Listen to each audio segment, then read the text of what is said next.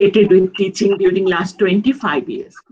So this SARS CoV-2 is such a virus which has given us different new informations regarding, say, we can see here that this virus does mask, ventilator, swab testing, pangolin, this lung infection, and all these things which have made our life miserable. Definitely, we are learning several new things every day over the past 6 months of the pandemic and discuss how far the world has come. Really, I know that scientists are working hard during last 6 months. Every day we are getting some new information. Every day we are thinking how to combat this scenario. So it has been a period of turmoil and science has faced an unprecedented challenge. What lessons can be learned from this pandemic so far to continue the fight in the months to come? And after months of research, still there are many unanswered questions.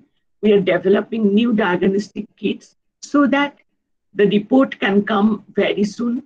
Successful antiviral drugs like remdesivir, afibavir, etc. We are waiting for different vaccines, and many more things are to be known. And we are always, every day in the morning, the first thing we do, we go through the journals, we go to nature, we want to see what are the new inventions. So the total world is going through a race. And for this race, I will not consider for these last 6 months, but as an example, I will just go through the inventions, the new informations which came to us during the last month of June. The first June we got the news that positive coronavirus test is no guarantee of infection.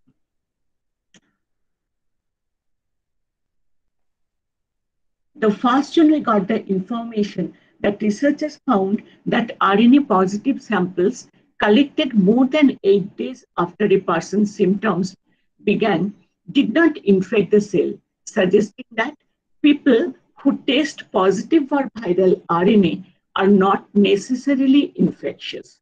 So all the persons who are positive for viral RNA are not necessarily infectious. For 2nd June, we got the information that antibody studies might underestimate the share of a population that has been infected with SARS CoV-2. We know now that all the persons who have been infected with this disease cannot show the antibody test positive. So there are several questions associated with this. 3rd June, we got the news that drug held for its potency fails to prevent infection. You know that people were being given hydroxychloroquine, and in Calcutta also, there were several housing where even our KMC and government distributed hydroxychloroquine as a preventive and also as a medicine. But now we know that this drug has nothing to do with COVID. And there were several studies when it was found that when 12% persons were infected with COVID-19, even if the placebo was given, then that number was only 14%. So there is no variation due to the drug hydroxychloroquine. On the other side, we know that it has several limitations. It has some adverse effects on heart and other things. So on 4th June, we had the information that blood type might influence COVID-19 risk. So we are really over it. When I got the news, I went through the papers and I found that it was described there that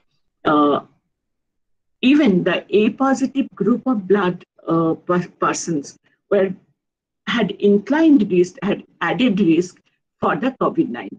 So I have my blood group A positive, and so I was very worried. So I have got some increased risk factor. But very soon we came to know that actually the scientists who did this work with very few samples, and so when it was done in large sample, by statistically, it was found this concept was thrown away.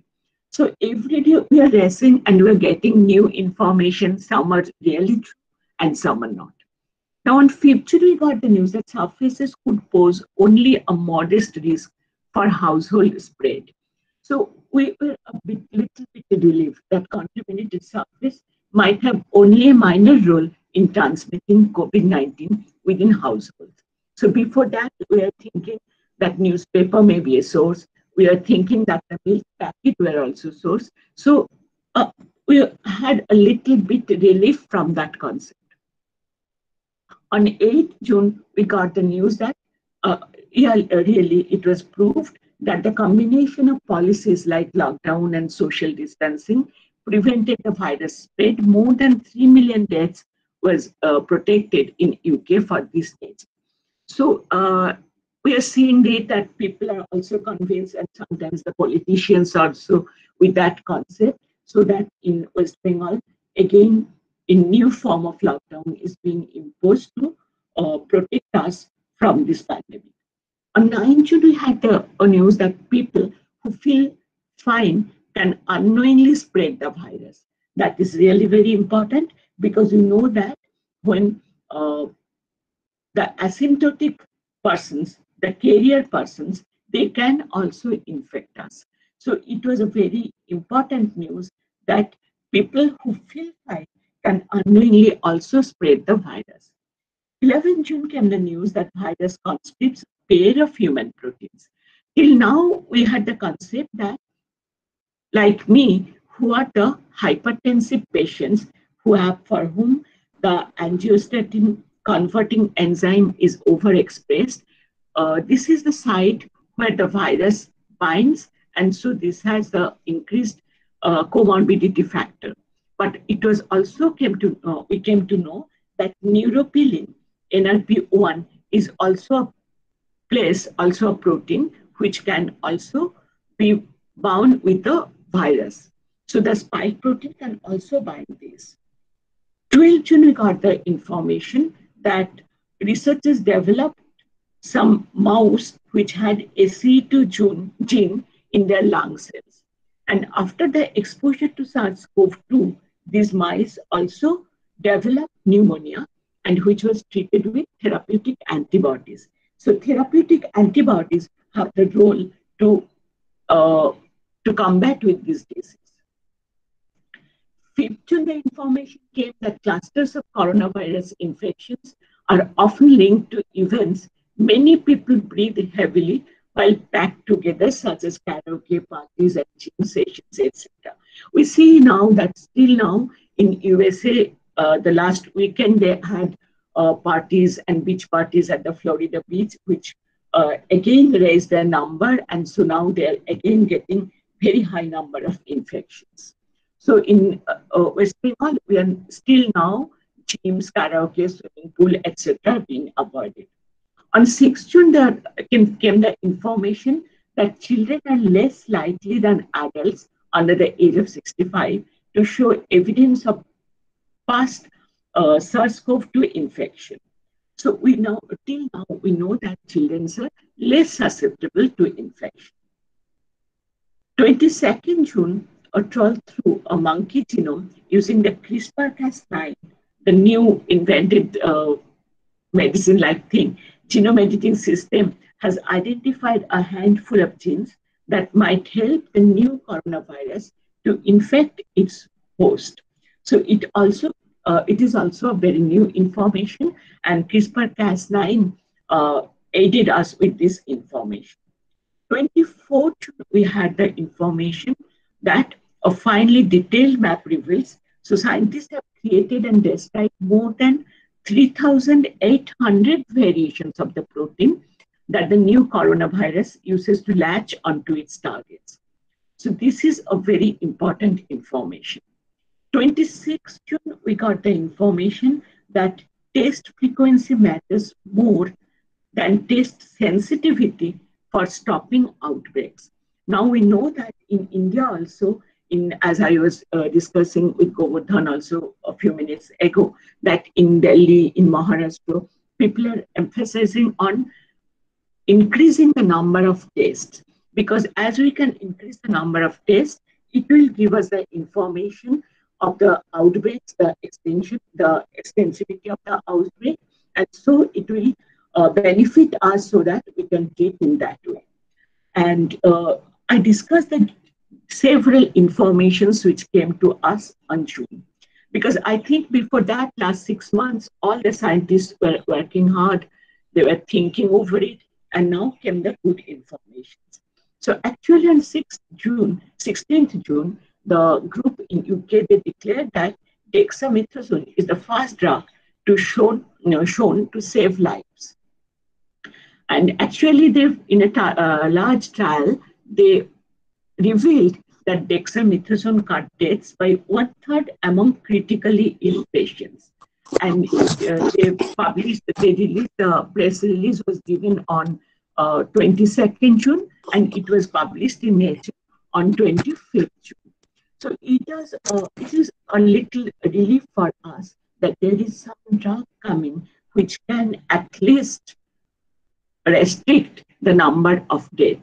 Because in West Bengal, we are always concerned that every day, at least 25, 30, or more than that, people are dying with COVID-19. So dexamethasone is definitely a startling result, and University of Edinburgh, UK, they gave us this information, which was published on 22nd June. So total June, the month of June, was a lot of information. Again, we know that from last 2 days, we are all concerned that whether COVID-19 disease is airborne or not. If it is carried over the aerosol is the factor, not only the droplets, then we have to be more careful. We have to take more precaution. Still now, we are not aware what type of new precautions will be there. But after all, we know that we are all waiting for the vaccine to come. We have heard that there are several groups all over the world. There are 8 groups almost working on this. And so we hope that some vaccines definitely will be coming soon. So with these all informations, we are the college teachers, professors, and different scientists in different organizations. So we know that we like to continue our work with the students, with the researchers, and all this.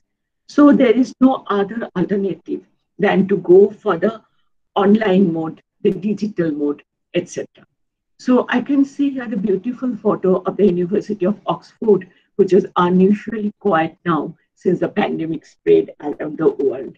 This is not definitely a happy picture, because we, the teachers, always love to see that the students are in jolly mood, in lively mood, they're chopping in the campus. And so this photo only gives us pain. Now, so there is total paradigm shift in education.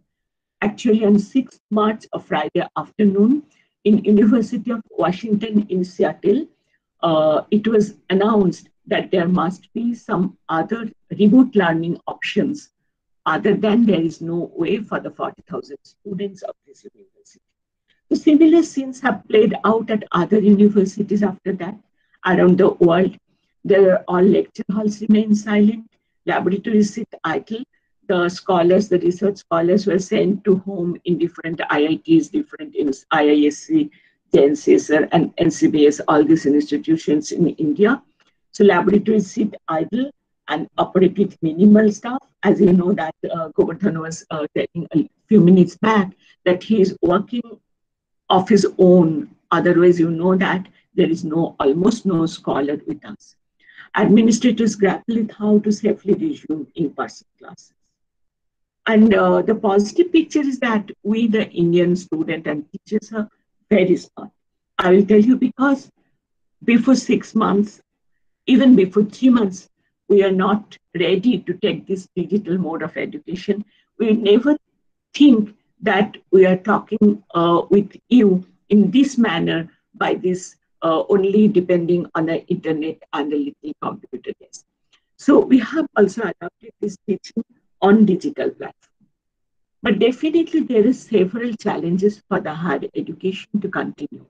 There are challenges for teachers too. Not only we are smart, but also there are obstacles that many of them are digitally not that fit. You know that even we, the science teachers, are a little bit more accommodated with this system, but our colleagues in different art subjects, in languages, in literatures, they are not so much habituated to handle with these systems. So there are a large number of teachers who are never used this online environment. So it's a hurdle for them to learn all these things, and which requires preparation, such as designing a lesson plan in that way, so that we can communicate to the students, because we don't have any chalk and talk system. So we have to make only the PowerPoint presentation, and we have to present in that way. And there is also another handicap. We cannot take the students to the laboratory, so they cannot see the experiments going on. So we are really worried how to combat with these challenges. Another thing is that learning demands a conducive environment for study. You know that in India, this is under, still it is developing country, but we know that many of our students do not have quiet space for learning at home. While 37% of households in India have only one dwelling room, it will be luxury for them to study in this mode of smartphone or in laptop or in notepad on this undisturbed environment. So definitely it's a matter of concern for us. So what are the impact and strategies for education sector in India?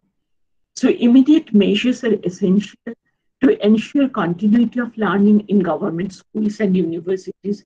You know that even Google Meet, the Cisco methods, the open source. Sorry, madam, to interrupt you. Sorry, just a minute, madam. Okay. Someone is, I think someone is presenting his.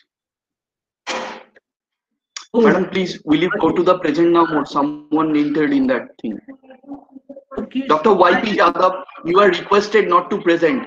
Dr. YP Jadhav, you are requested not to present the screen. Please. Oh, so my presentation is. Otherwise, I have to debar you from the meeting. Okay. So Vibhashan, can you see my presentation or not?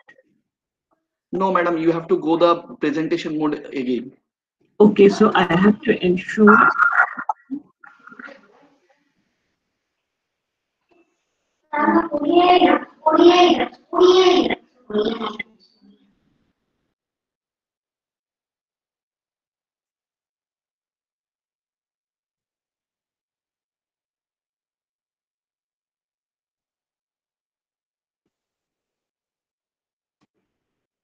Can you see now? No, madam, click on the slide. Click on the slide.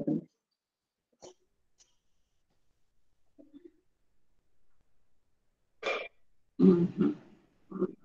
So I have to go back. It is.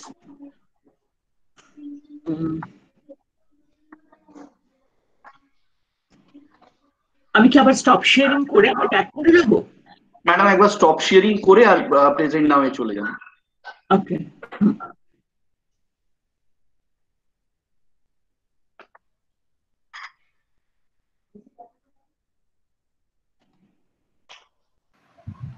Vibhashan, this is Shuchishmita Di. Can I say something? Yes, yes. Please request everyone, whenever madam's presentation is there on the screen, please request everyone to pin it on their screen. So it will stay there even if someone tries to share. Pin. Click on the pin. I have given all the instruction to the written mail. Still, I know, but people are not doing. Can you repeat again? Whenever ma'am's presentation is there on the screen. Because since yesterday page going on, na? Yes. Thank you, ma'am. Okay. Madam, go to the present now mode again. Right. Yes, it's coming. It's coming. It's coming. Yeah. Full screen, ma'am. 1 minute.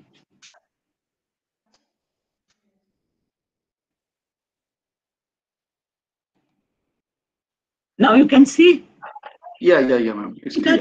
Fine. Okay. Thank you, ma'am. Okay. So we are thinking, we are discussing about the immediate measures which need to be taken, because we know that in colleges and universities, even in our Calcutta universities, we don't have any dedicated digital platform for teaching the students. So there we have to arrange for digital learning solutions, learning management software, and say after all Cisco or Google Meet or anything for the academic dedicated line.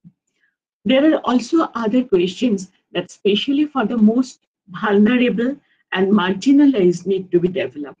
Because at least I know that in my acquaintance, there are at least 10 students who don't have a smartphone. And so still their school is going on with their online classes, but the students are so in economical stress, so they cannot enjoy that classes and they're deprived of getting the minimum education.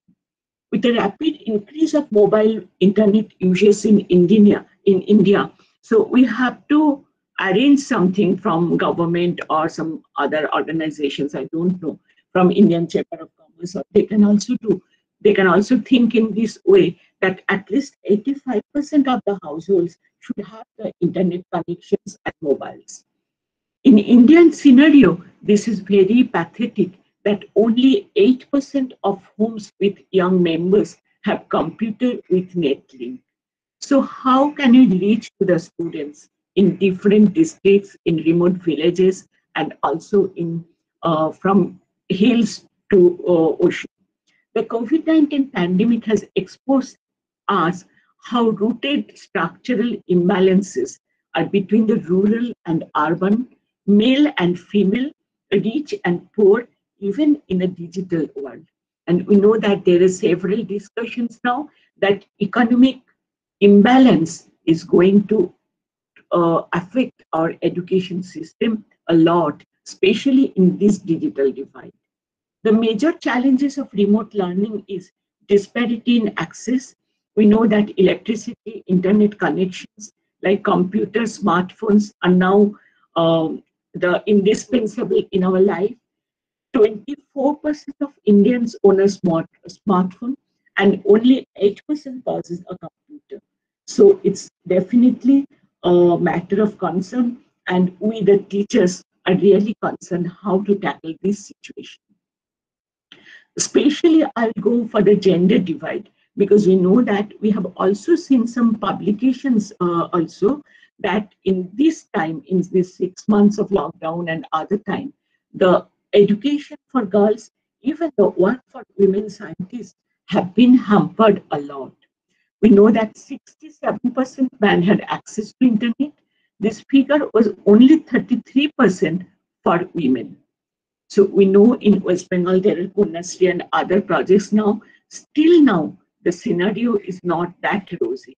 But the figures 72% and 28% for men and women in villages, in rural India. So how can this 28% girls only can be reached with the education? So now we don't know, but definitely with the development of this scenario, the blended learning will be the way. At least I had the discussions with UGC authorities also. They had expressed their views that in India, blended learning will be the way for future days. So it is needed that we go for some development in vaccine and all these things. I'll end my lecture with a little more matter of concern, that we are using the term social distancing, but I always emphasize that term should be physical distancing, but never social distancing, because maintaining human social connection is very important. And we know that if the physical we can tolerate the physical distancing, but not the mental distancing. It's really my happiness that today morning I'm interacting with so many teachers, so many colleagues with whom I can share my thought. But when I'm alone in my home, then definitely we are frustrated, we are depressed, and there are all sorts of stress in our body and mind. So the social connection is very important. So I think that we teachers should convey our students also that at least over phone, over internet, over WhatsApp, we should connect with people to be in well and happy mood. We see here that the children, even they are playing in housing. This is a picture of a housing that they are also playing with the mask. So there is a word within a word. But that means that in our case, the stress with the pandemic and also the stress to stay in family, to handle with the economic stress. We know that many of our friends and relatives have lost their job during these last 6 months. So the COVID-19 pandemic has led to significantly increased level of stress at community, family, and individual level, with a consequent increased vulnerability to suicide. Perhaps every day we see the news of suicide in newspaper. The economic crisis, anxiety and fear of pandemic, stress related to unemployment leads to mental health crisis in populations. Definitely, uh, we are all also stressed with this fear, uncertainty. Every time we're thinking, as you have seen that at least I was chatting with Govardhan, and both of us were thinking that when this is going to end. We do not know when it will end, but till that time, we, the teachers, have added responsibility for making contact with our students and to check if they need a hand. You know that in our scholar section in JBNSTS, now you know that I'm working also in JBNSTS, so Jagadish Basu National Science Talent Search, and we had some session with our scholars. And we found that an engineering student who studies in the NIT, he's a brilliant student who qualified our talent search examination. And we found that his father was a daily contract labor, and he has no work during last 4 months, and they're almost starving in home. So we tried to help them. We tried to do something for them because he had two siblings, and the family was almost starving. So it's really needed that we regularly contact with our students. We know that in Kerala, a student killed herself a few days back because she could not attend the online classes. She did not have the access to a television or a smartphone. So health workers, police personnel, and others on the front line are also highly vulnerable. Regularly, we're looking that some are going to mental stress and they're committing suicide or domestic violence. It's also originating from this type of stress. So I always think that we, the teachers and the professors, have added responsibility to handle with this social discrimination and problems. So necessary precautions should be spread in communities in a gentle and careful way. We just in this moment, I can recall the tragic suicide of Thomas Heffer, the finance minister of the German state of Hesse. It came to newspaper that in a note he left behind, he explained he was deeply concerned that he could not be able to fulfill the expectations of people for economic help in these difficult times.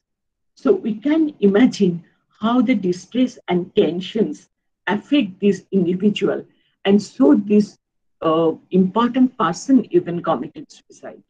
So it's very important that when we go for different invention, discovery, and we always keep track with this, also we have to keep track with our society, our students, and our colleagues.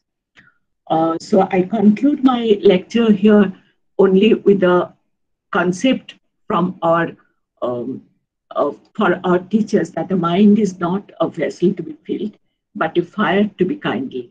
So we know that always it's our attempt, it's our only one motto that we like to ignite our students' mind.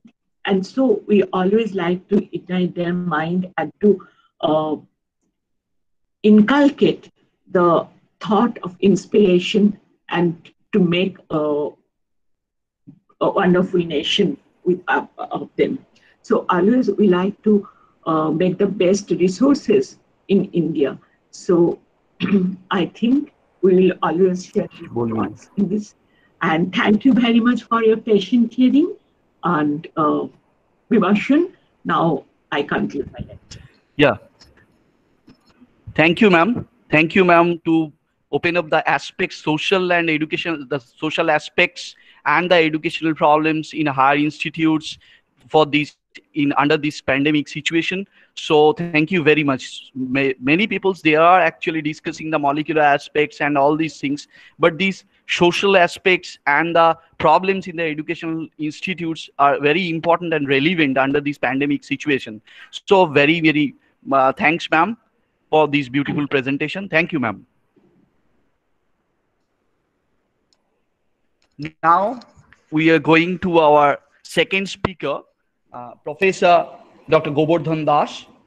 Actually, presently he is the chairman and professor of Social Center for Molecular Medicine in Jawaharlal Nehru University, known as the JNU in New Delhi, India. He is the adjunct professor of Houston Methodist Hospital, Houston, USA, and the Suzhou University, China. He is a former professor in KwaZulu-Natal, South Africa. Former professor of ICGEB, New Delhi, and he is also the former professor of senior scientist of Aventis Pharmaceuticals, Bridgewater, USA. He was a visiting professor of University of Technology, Sydney, University of Texas, Houston, USA, Johns Hopkins University, Baltimore, University of Turku, Finland. He was honored by a number of awards, national and international reputes. He was a fellow of Indian Academy of Science, National Academy of Science, West Bengal Academy of Science and Technology. He was a fellow of Foundation, Government of South Africa. He was awarded by Ramalingam Fellowship, Wellcome Trust DBT Fellowship. 17 PhD and 22 postdoc students. He had 80 research papers published in peer-reviewed journals of international reputes like JBC, FABES, PLOS ONE, Nature Communication, Immunotherapy, Journal of Infection Diseases, etc. He had 3 book chapters also. He had collaborations with Yale University, School of Medicine, Howard Hughes Medical Institute, University of Texas. Hello. He is a member. Hello. Tuberculosis India Professor. Yes, sir. Professor Das is the associate editor of many distinguished journals, important journals like PLOS ONE, Mycobacterial Disease, and the reviewer of many international journals like JBC, PLOS Pathogens, Tuberculosis, Microbiology and Immunology, Cellular Immunology, European Journal of Immunology, Blood, Cancer Research, Cell Research. Now, it's a privilege for us to hear from such a person. Over to you, sir. Hello, can you hear me? Neither I can yes myself. Yes, sir. It's complete and it's clear. Thanks, Sujit, for such a elaborate, introduction, and thank you so much. And I sincerely thank Professor Vishan Mandal, the principal of this Motijheel College, Dum Dum, and incredible that this Department of Microbiology is hosting such a webinar. And I sincerely apologize. I was not really responding well last couple of, last week or so. That's because I was having typhoid and still having typhoid and taking lots of antibiotics. And so that is what I was not really, communicating well. I'm really sorry. But today I'll talk about some of the things what we are thinking and what we are doing at this moment. And already stage is set by Moitridi, and is Moitridi. Thank you so much for such a wonderful talk, and you are always been a source of inspiration. And so let me go to the presentation mode. How do I go that? Can you? Anybody can help me out in that, because I don't see myself here in the presentation. Where do I go? But anybody can help me. How do I go to my presentation? Vibhashan can help you. Present now. Yes. Your entire. Yeah. Allow. Go to the present now, sir. Present now. This is select window or screen or something. This is window or screen. Select the screen first. The slide screen. COVID presentation. Okay, I got it. So I did allow. And share. Yes, I got it. So here is a little bit of some of the. Okay, it's fine, sir. Fine. Yeah, we made Sir, it. please, So sir. today. Sir, go to Yeah. the full screen mode, sir. Sir, go to the full screen mode first. It's a full screen mode now. Okay. Okay, it's fine. So I'll talk about some of the things what we are doing right now. Basically, it's been long time. We are proposing that BCG immunization has some kind of inverse relation with the COVID susceptibility and the and mortality. So that some of the data I'll talk about before we enter in that real data. But let's talk about some of the things. So basically, today the world is right now under is closed and this under repair, and thus because, as you know, this is the COVID-19, which is the ongoing pandemic, and that causing a havoc not only in India but throughout the world, irrespective of their socioeconomic status. We are under threat. So that is what I put this slide as our beloved blue planet is closed and under repair, and repairing will be done by the vaccine or maybe the therapy or the combination. So now from where this let's talk about the incidence. As you see, all the countries with different colors and different intensity of colors says the what kind of incidences and the mortalities are there. So I really don't want to go in detail, but this online data, everybody can see that. But one thing I would like to catch your attention, that I have written that in the black letters as well as the blue letters. As you see, the black letters, which is USA, Spain, Italy, France, and the next column is the incidences per million population, and the next column is the death in per million population. So as you see, in those who are in black letters, like USA, Spain, Italy, and France, they have the high incidences and as well as high mortality. On the other hand, the blue letter countries such as Thailand, Japan, India, Greece, and so many others, you will see the data in a minute. This is a number of the incidences per million as well as the death per million population is much less than those are in the black letters written in countries. And only the so far relation of these, I'll come in a minute, the vaccination, BCG vaccination or BCG not vaccination. So now coming to the what is this COVID virus? What is the symptoms? So as you know, this is a COVID virus, is a coronavirus, beta coronavirus. Sir, sorry to interrupt. Yeah. Sir, sorry to interrupt you. The slides are not moving. Is moving now? No, sir. Hello? You go to the slideshow. No, sir. You go to the slideshow mode. Sir. Is the slideshow is in the slideshow mode? Let me do it again. It's not now moving. Can you? Yeah. Now it's come. Yeah. Then, is it okay now? It's okay. Okay, sir. So this is the. We are observing the blue planet is in the crisis. Blue planet is in the crisis. The second slide, I think. No, we are. I'm in the third slide now. In the. No, so it is the second slide, sir. So you have to move for more.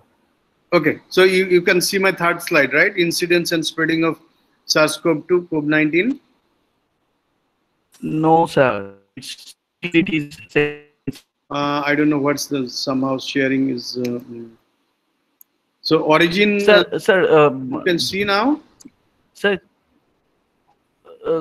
will you go to the first stop the present sharing, then again can you start it, sir? The slide showing. Yeah, okay, let me go there. I think it can work. In show and stop sharing, right? Stop sharing first, then again start, sir. Presenting and stop presenting. Present now. Now start present. Yes, sir. Your entire screen. Select. Yeah. Allow. And then let's say I go in a full screen, right? This. So you can see. Choose the slide first. Yeah, it already is done. Your picture is coming on. Can you see now? Hello? No, sir. I think it's no, sir. It's only.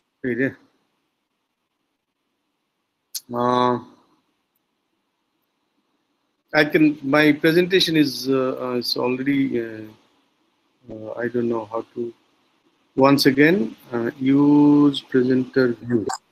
You please go for sharing. Already I did. I did share actually. Share present. You just present. Yes, I did. You go for share screen. After presentation, you go for share screen. I did. Share now. I did. Share. Okay. Stop. Let me do it again. Now I stopped presenting. Now present now. And presenting your entire screen, right? Yes, entire screen. Acha, window screen to share. So this is I'm sharing my COVID presentation, and this is I am allowing to share. Is a sharing. You can see now. You can see now. Hello. Hello? Hello, you can see now? Not yet. No, sir. Not yet. It's not coming, sir. Yeah. How do I do that?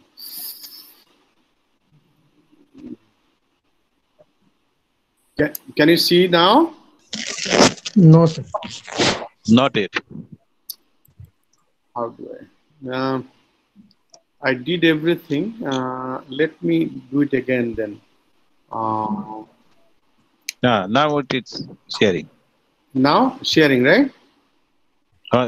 Please go for sharing and full screen.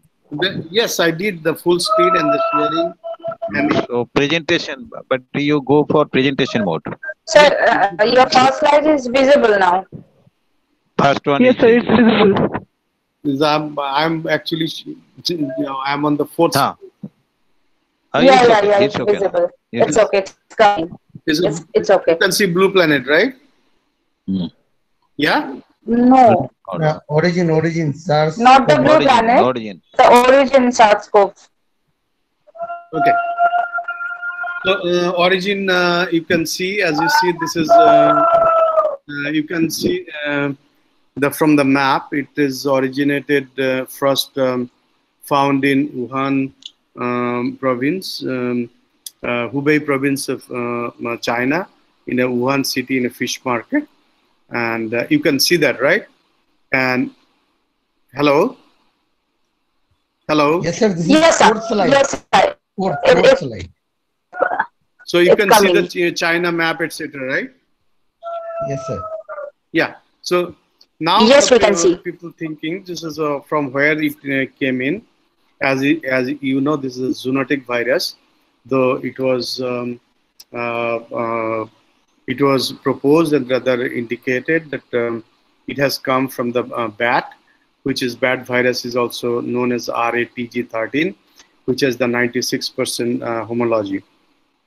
So what is the difference between the bat coronavirus with the human coronavirus? So as you know, this is coronavirus has the spike protein, which is the RBD, the receptor binding domain. In this RBD, there are 6 residues are very important, and 5 of the residues are already mutated in human. So basically, 5 out of 6 RBD anchor domain and anchor residues are mutated when it jumped from bat to human. Actually, that people you can see the pangolin, right? Hello. No, Hello? sir. Hello? Yes, sir. You can see the pangolin? Yeah, sir. Yeah. Yeah. So it's so people think this is it really did not come directly come from the bat to human. Rather, there was a jump to the another species, which is pangolin, and that's because although pangolin coronavirus has lesser homology, but is all the 6 RBD residues are exactly what human coronavirus CoV-2 virus. So basically, that's what because of these all these homologies and similarities, the people think it could be the man-made. So I'm not going to in that controversy, but whether it is man-made or this is a zoonotic virus with a mutation. So irrespective of that, why we are often getting this kind of viral infection. You can see the slide, the disbalance of nature, right? No. Slide Till is not now, moving, it's sir. in the origin. Okay. Not The moving. slides are not visible. I don't know why your slide is not moving. Is it possible? Like, let me send you the slide and you can share. I think that one of the possibility. Yeah. Sir, you can send me the slide and I can go to the slide mode. I can present. Okay. Let me.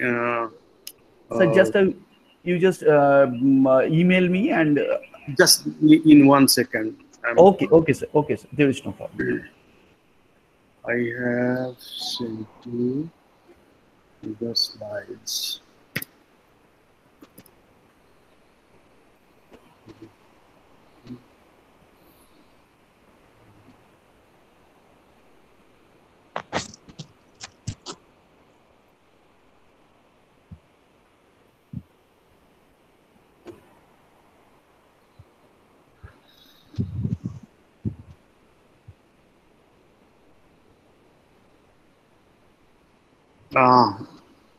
It's 61 megabyte. That's what is taking time. I'm doing it, but I don't know why. This probably poor connection or something is not really moving. That is my concern.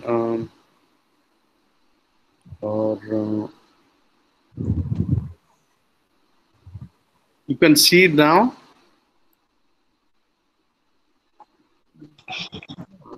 Jesus. Zoom is always better, actually. I kept on giving presentation in Zoom everywhere, but It's coming a disbalance of nature. This is the slide, sir? A disbalance on nature. Yeah. It's Yeah. coming. Yeah. This slide is Yeah, visible. yeah. So I think you have to do in manual. By manual, you just share the slide. yeah.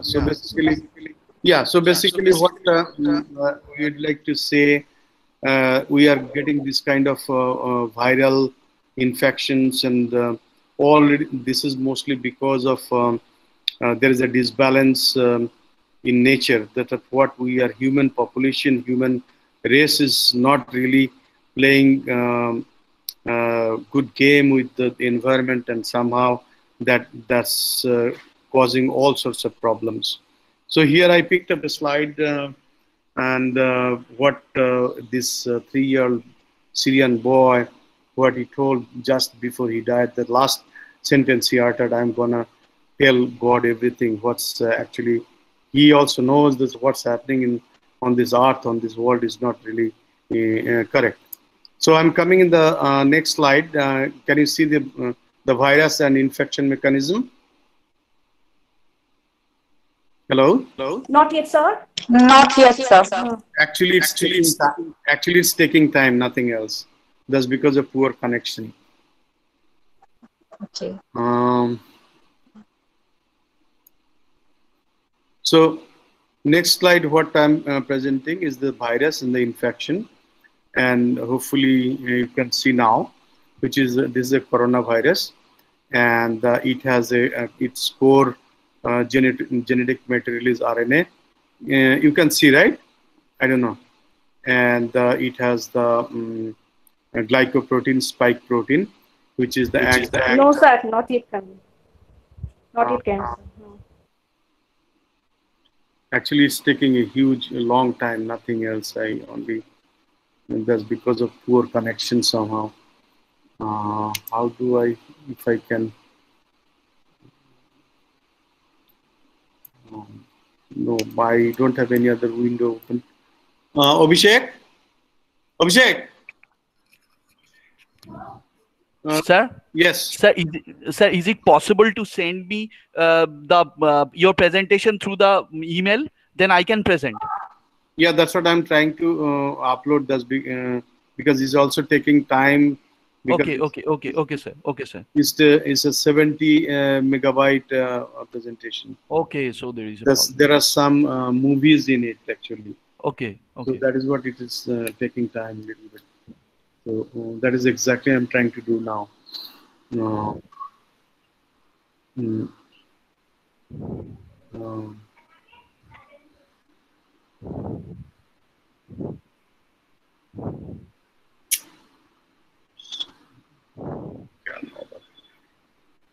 Yeah, it's coming. What is coming?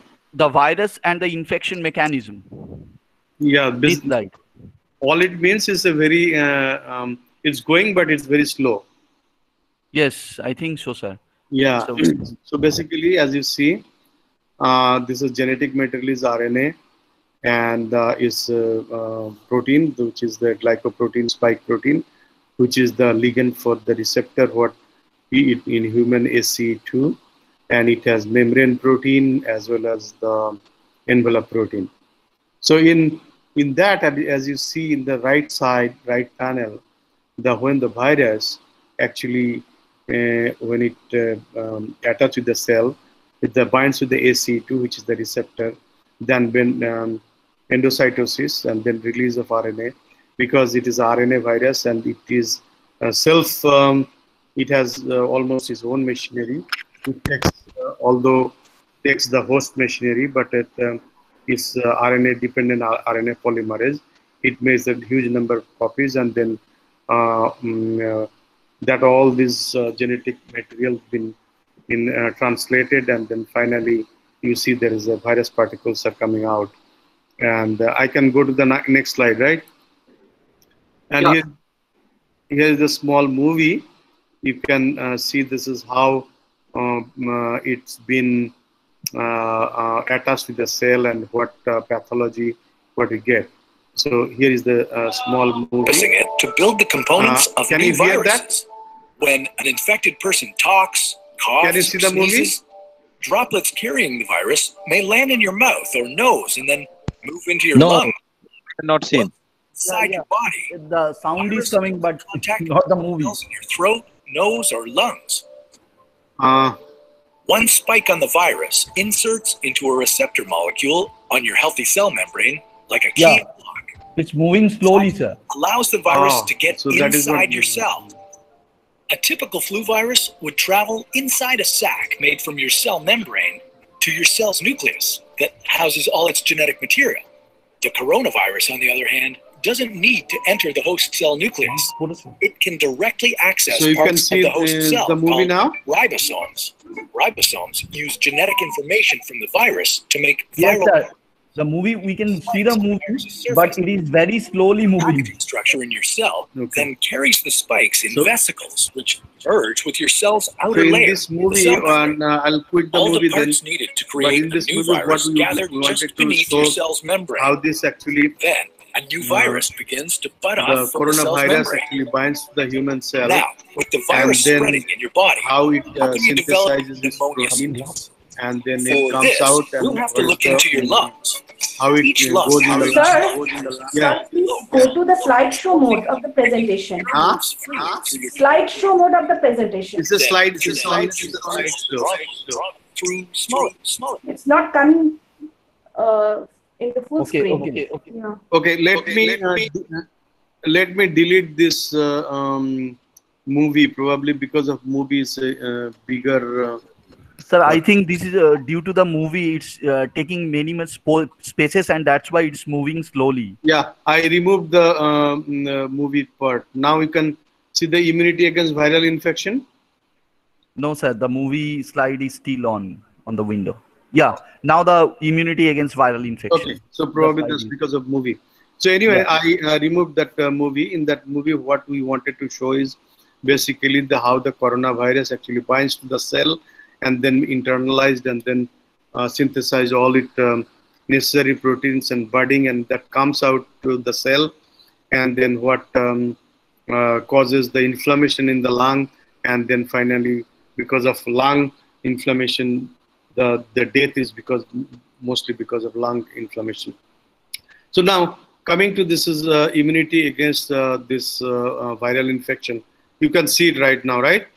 So basically, Yeah. on the left side, what you see is upon recognition with the AC2 receptor, it internalizes, and because of internal PAM, pathogen-associated molecular pattern, which is recognized as a PRR, and that leads to the activation of the many cellular events. And because of many cellular events that lead to the secretion of various cytokines like interferons and other inflammatory cytokines. And then finally, it activates all the cellular cascades like T cells and macrophages and various other cell types. That leads to the inflammatory responses. Now, if I go to the right side, right panel, as you see, there are either outcome could be there are two. Either it can because of various cytokines, and that leads to the host protection, and then viral infection will be resolved. On the other hand, if there is a huge inflammation but virus is not cleared, that lead to the pathology, and then viral infection will proceed, and because of hyperinflammation, the patient will deteriorate, and then finally outcome could be the death. So now I'm coming to the next slide, which is, you can see the lung pathology, right? Hi. Hello? Hello? Not yet, sir. Sir, in the left panel, we are observing that, but in the main window, it is not focused. I can't help it, like, because my slides are always kind of moving mode. I don't know. So it's what in left panel what you see, and I already talked to the right panel, which is outcome that is a clearance of the virus, clearance of the is the pathology. Let me try to do it again. Last time, let me try if I can do it in show. And I'm presenting. Stop presentation. And present now my entire screen, and which is COVID presentation, and then allow.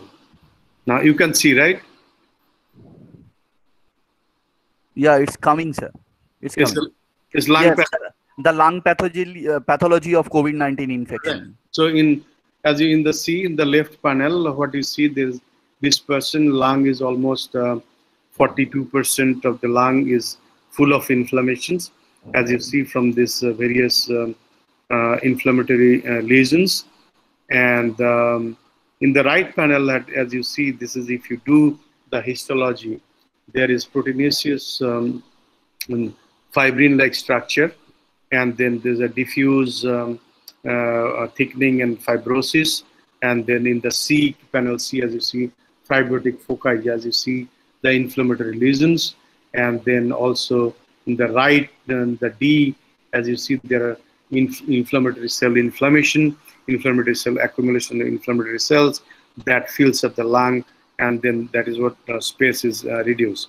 Now coming to the next slide, which is the intervention.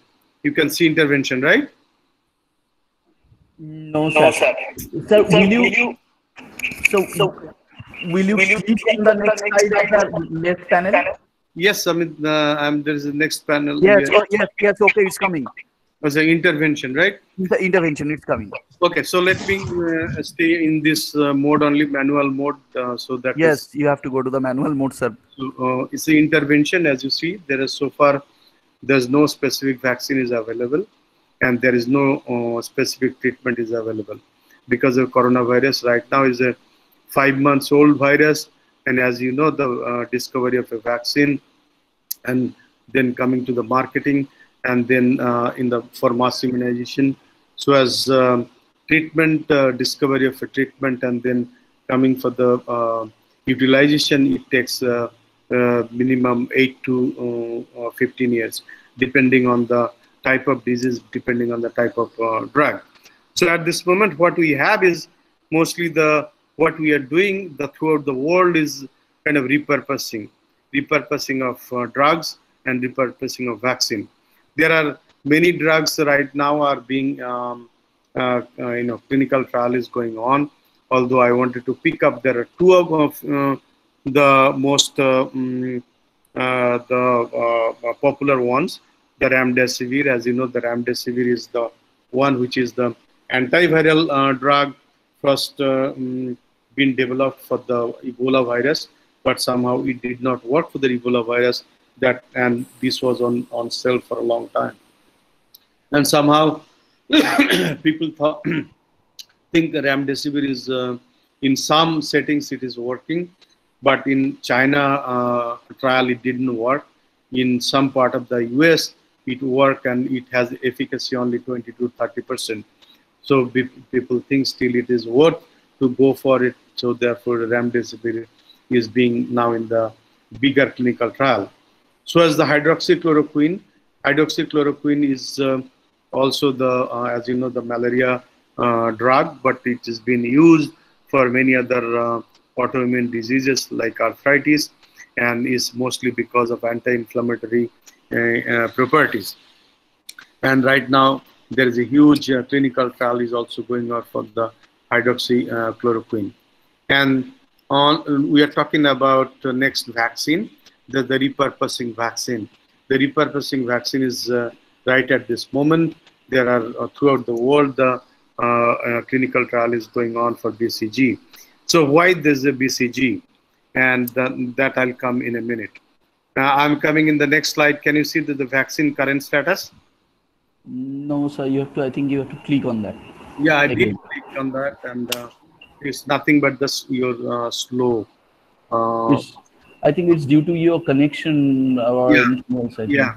So this is next slide. What I am showing is there are current vaccine trials. There are at least right now 86 vaccine candidates in in various stages. 2 or 3 of them are in right now in advanced stage. So that is what right at this moment. And among these all various vaccine candidates, they are in the various stages, and they are all various methods and various properties like DNA vaccine, RNA vaccine, inactivated virus. Some of them are live attenuated virus. Some of them are non-replicating viral vectors, protein subunit replicating vectors, and virus-like particles, and so on and so forth. So can you see right now? Yeah, yeah. So this is what the current vaccine current status. Vaccine current status. So if, as you see, as I said, there are several, many of them are in various stages and various types. And I'm coming in the next slide. You can see that. So it will come. It will come in time. It will take. I know this is. I have to do many times, twice actually. Basically, you go off mode and on mode. So that is what coming. I discovered that. So now it is coming. It's coming innate immune response, right? No, sir, still not.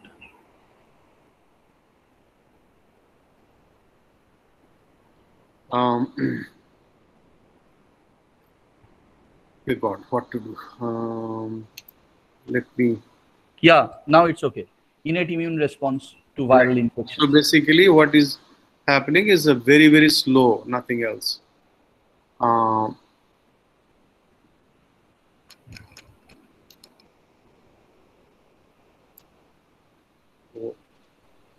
What I have done my slides now.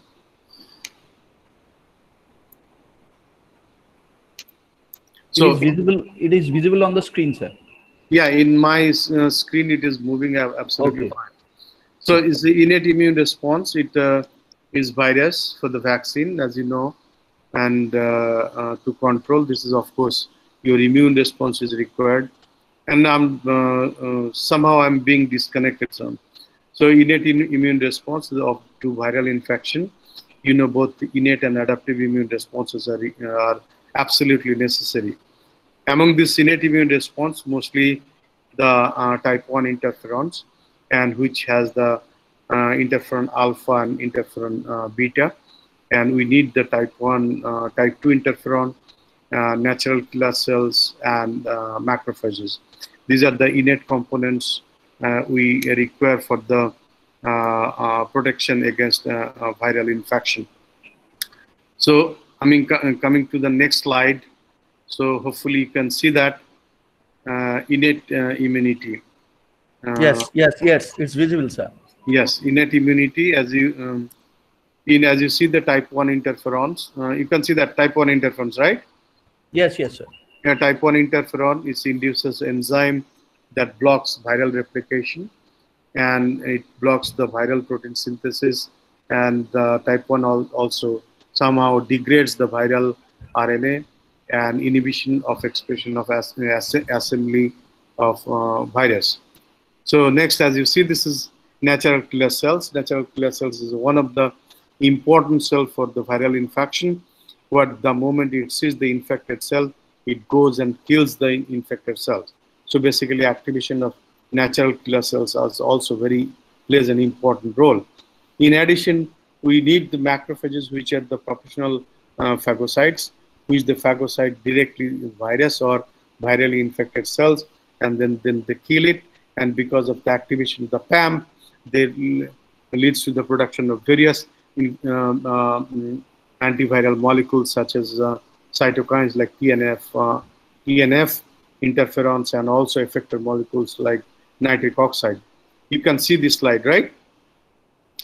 So still we stick to the innate immunity slide, sir.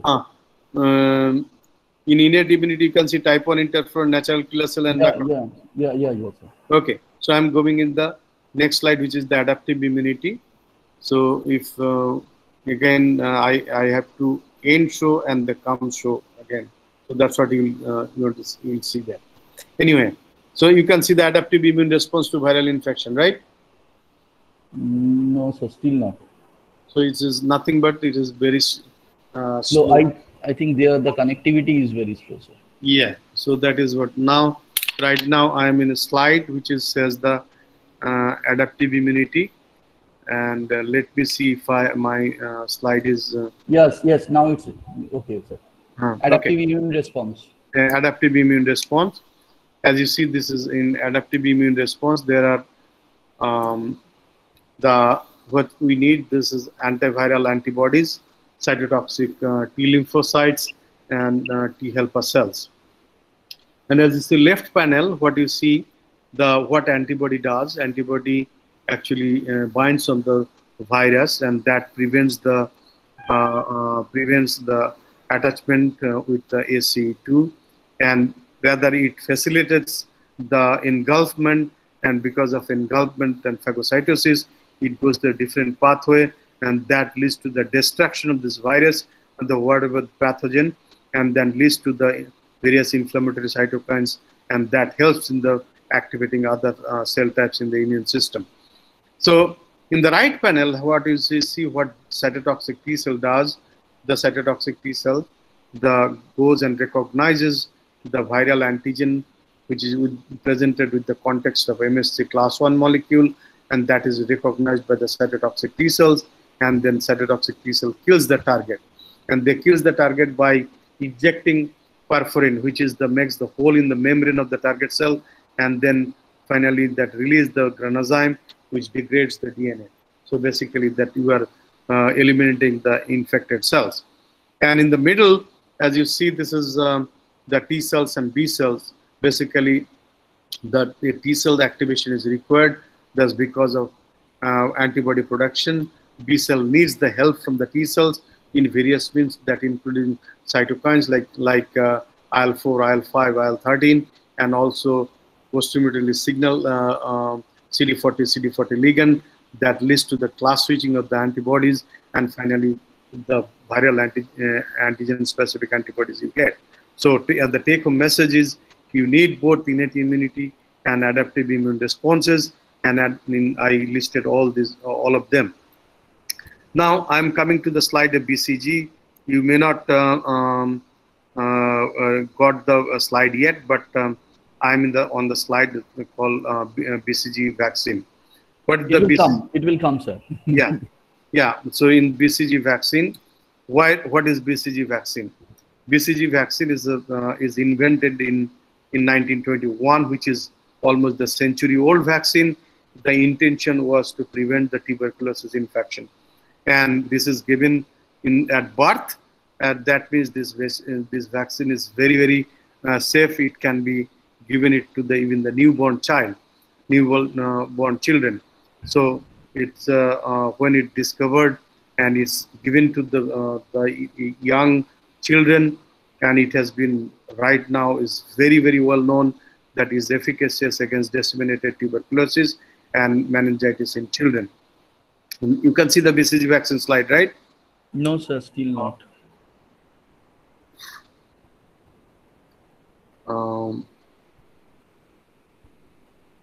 You can see now? No, sir. So then, other than unfortunately this BCG vaccine, although it works for the children, it really doesn't work for adult pulmonary TB. So let me end so again and then try to do again. So it's really pain.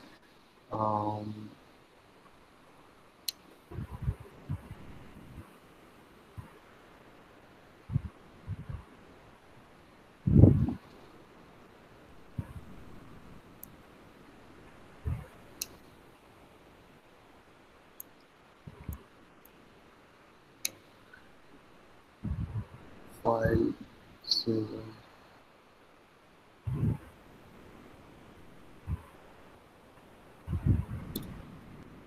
yeah, now it's BCG vaccine. It's clear. Okay, so I know this is going very slide, very slow. Okay.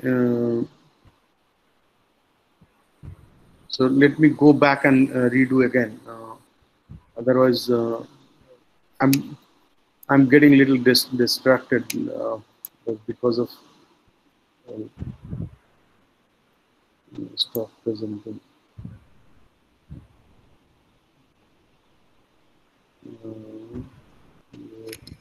Their screen. Select presentation 1. Allow, and you can see now. Yes, it's coming, sir. Yeah, it's the BCG vaccine. You can see, right? No, sir, still not the BCG vaccine.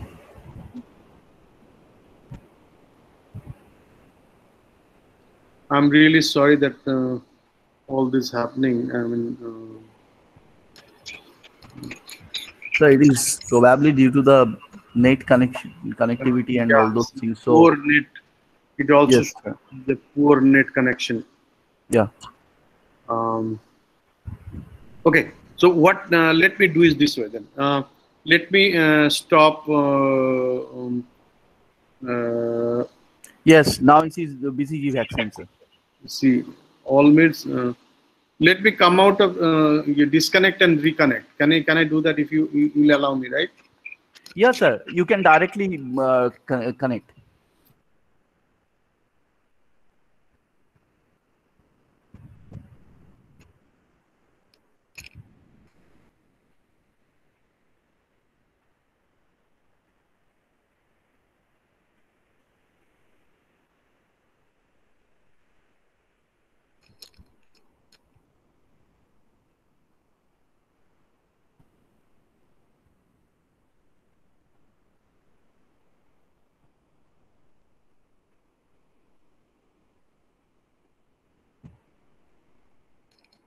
So you are connected.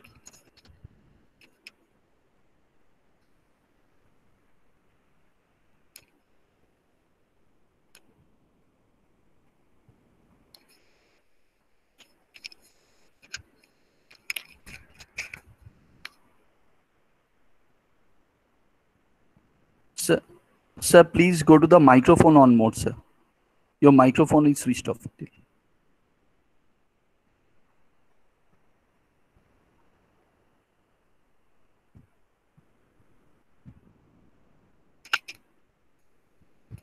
Is on. Yeah, it's okay. Yeah, you can see the slides, right? No, sir, it's not.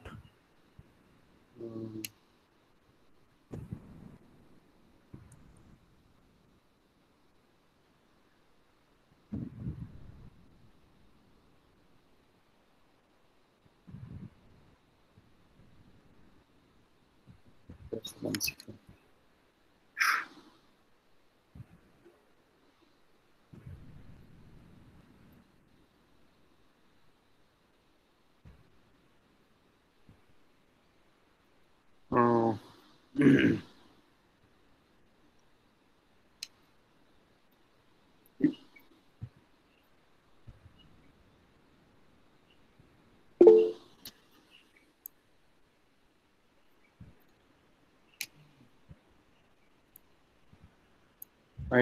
I have no idea how to manage this.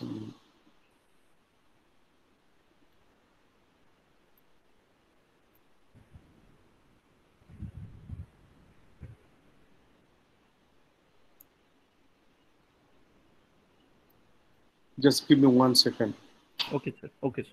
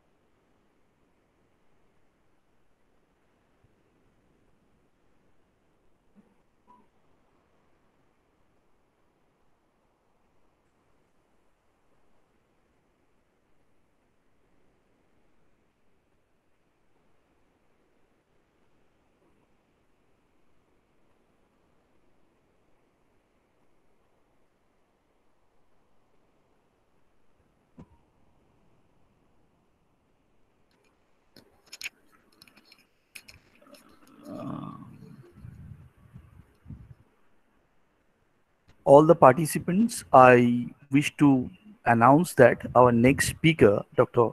Bashab Mukherjee, is within us. And after this delivery of Professor Govardhan Das, he will deliver. I welcome you, sir, in this international webinar from the organizer part, that means the Department of Microbiology, Dum Dum Motijheel College, sir.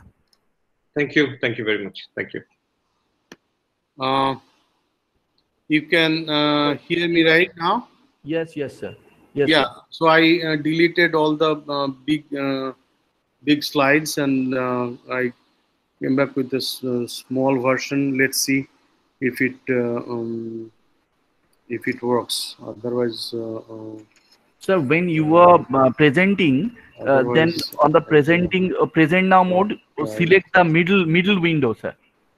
Yeah. 1 second. In the present now, select the middle window, sir, and yes. click on your slide. Yeah. 1 second. That is exactly I'm trying to do.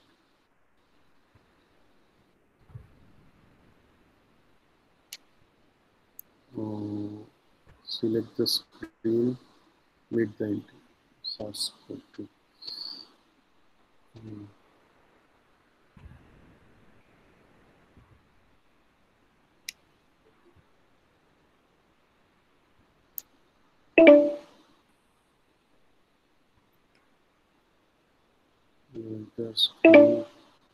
What is?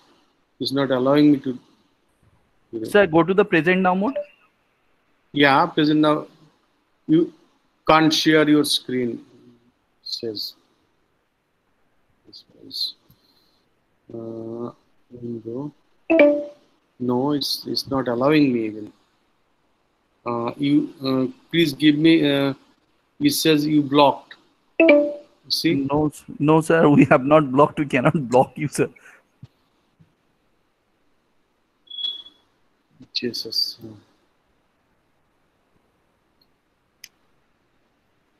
It says it. Shuparna blocked you. I don't know. With Shuparna? I have no idea. Shuparna. Sir, I'm checking. Let me try again. So let me do this way.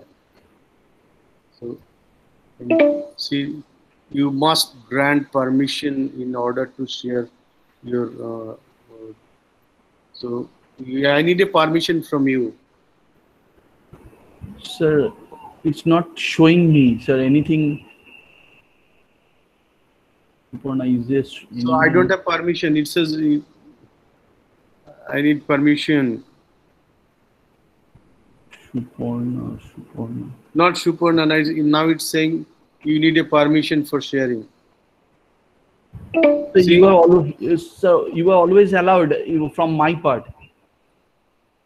Nothing is shown. Can anyone from the participants tell about this problem?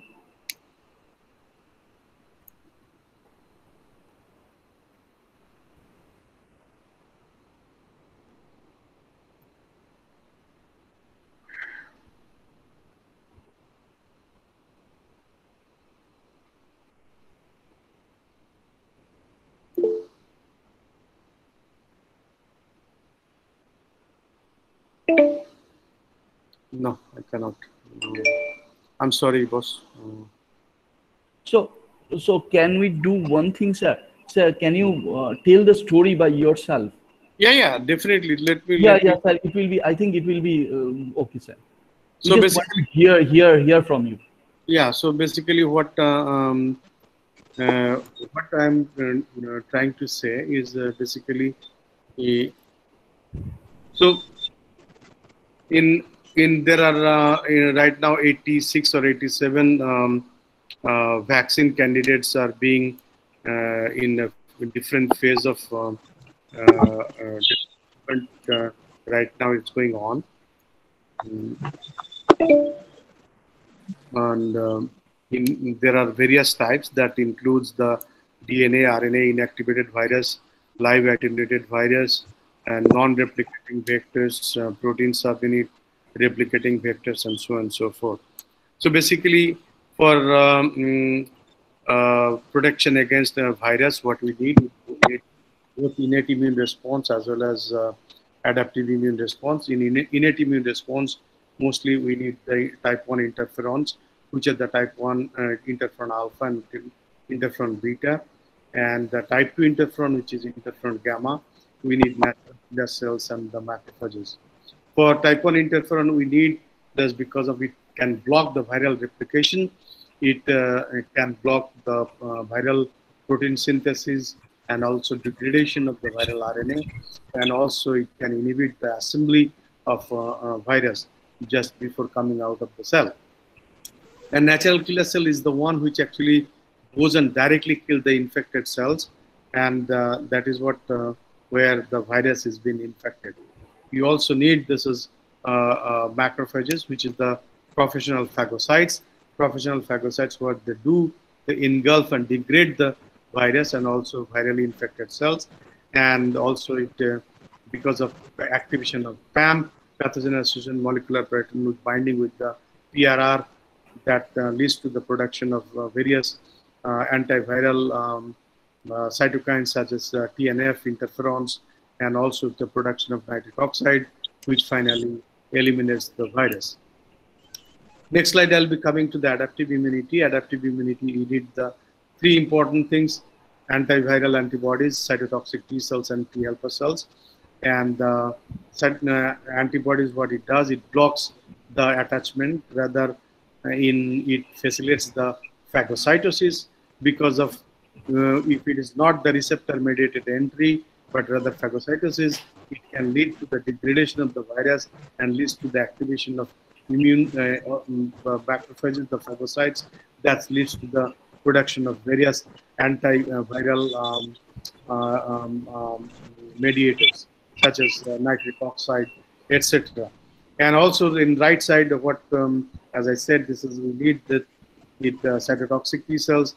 What cytotoxic T cell does, it recognizes antigen, viral antigen with the context of MST class 1, that leads to the activation of cytotoxic T cells. Cytotoxic T cell, what it does, it produces perforin, which makes a hole in the target cells, and then that gives you the opportunity to inject the granazyme, which actually degrades the DNA, that leads to the destruction or the killing of the target cells. And also we need the T helper cells, and T helper cells we need that's because of for the antibody production, B cell needs help from the T cells, and it is various ways such as cytokines and growth factors like IL-5, IL-4, and IL-13, and also interaction with the CD40, CD40 ligand that leads to the class switching of the antibodies, and finally that produces the neutralizing antibodies. We talked about all the BCG vaccine. What is BCG vaccine? BCG vaccine is it was intention to make vaccine against the tuberculosis, and it is invented in 1921, which is almost a century old, and it is given at the birth. Why I'm saying it's given at the birth, that's because it is just to convey you that is a very, very safe. It can be given even the young children, and it is well established and century old throughout the world, is now given this is efficacy shown against the meningitis and disseminated tuberculosis in children. And unfortunately, it doesn't work for the adult pulmonary TB.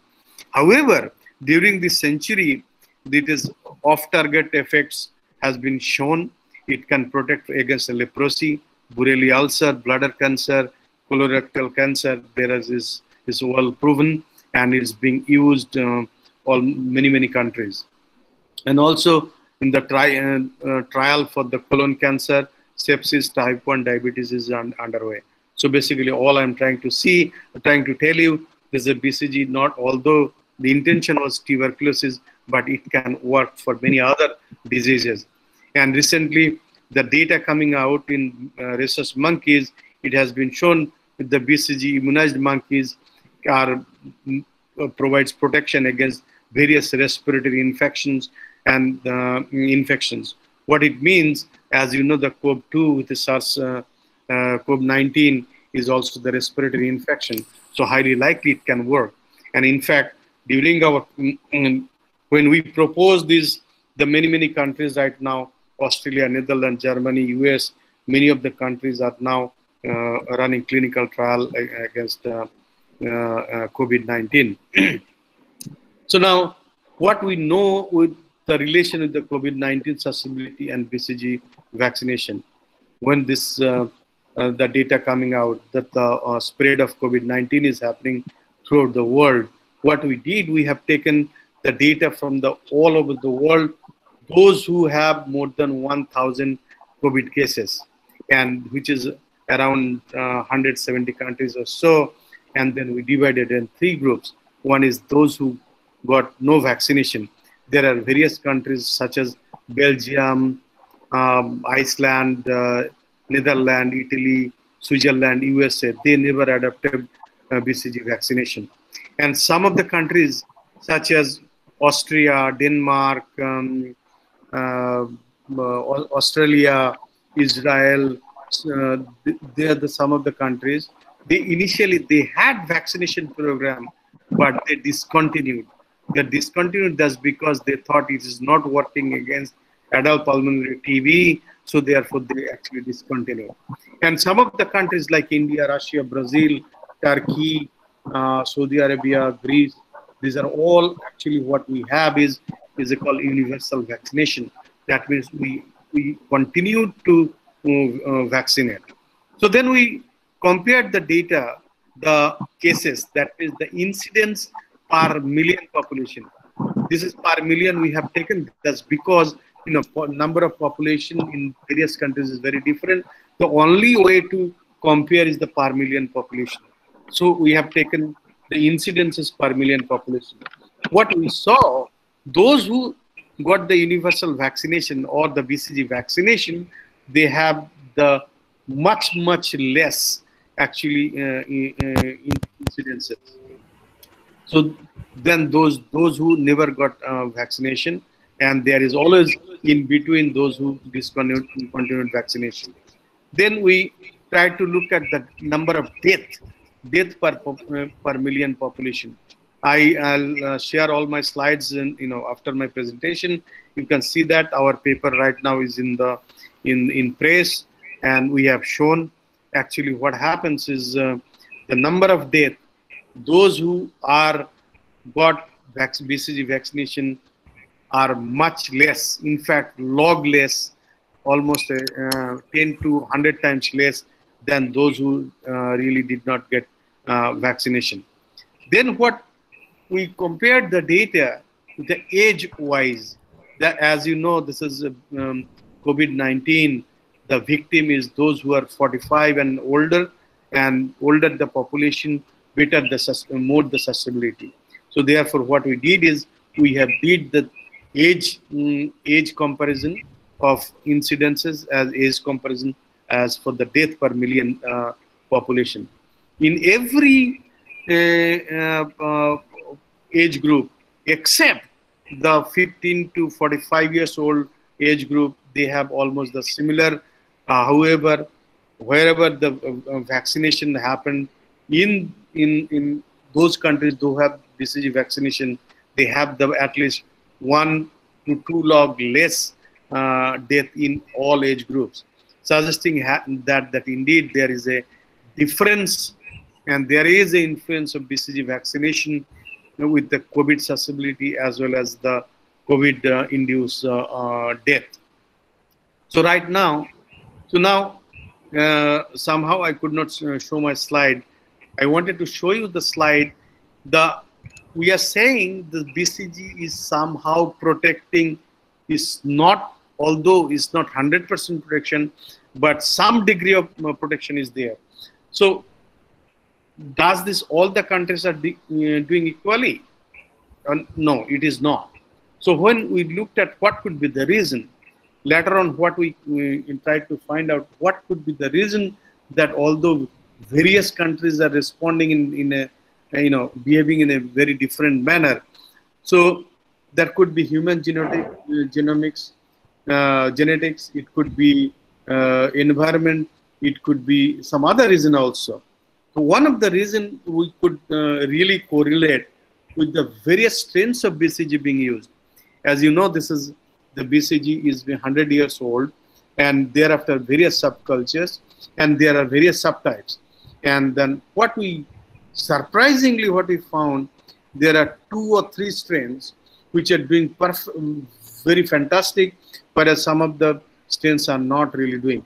For example, Russia, for example, Denmark, there's the worst strain. They are not giving much protection, whereas the mixed strain which India uses and the Japan strain, which are many other countries uses, they are the one are doing giving the perfectly good result, suggesting that indeed there is the correlation with the inverse correlation with the COVID susceptibility and death with the BCG immunization.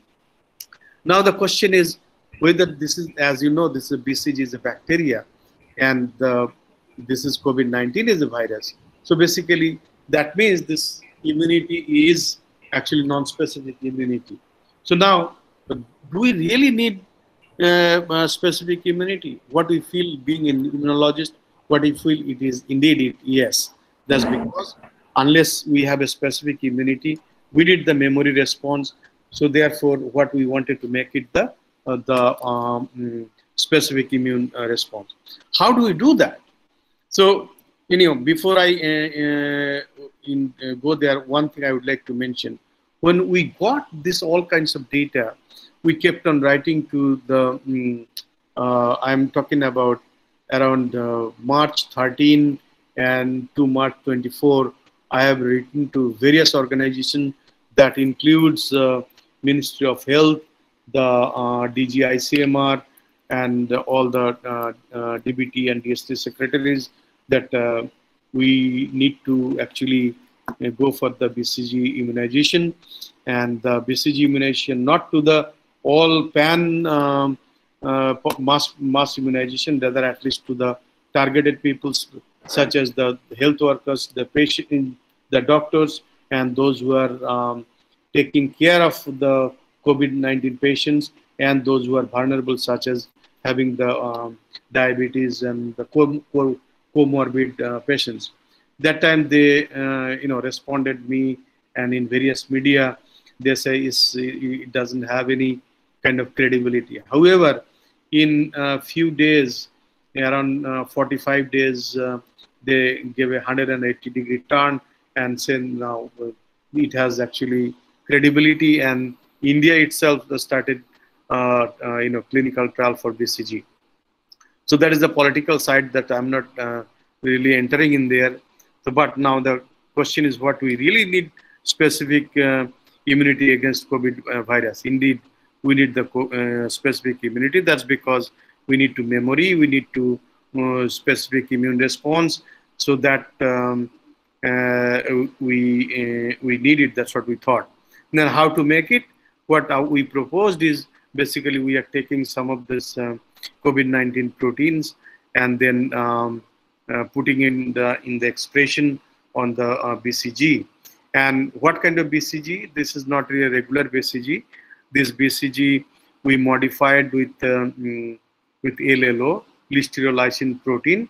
Thus, we induced listeriolysin protein. That's because, as you know, the BCG goes in the phagosome, but for the mounting of cytotoxic T cell, one needs to present the antigen in the cytosol so that it can go to the MSC class 1 presentation pathway. So therefore, as you know, this is in Listeria monocytogenes.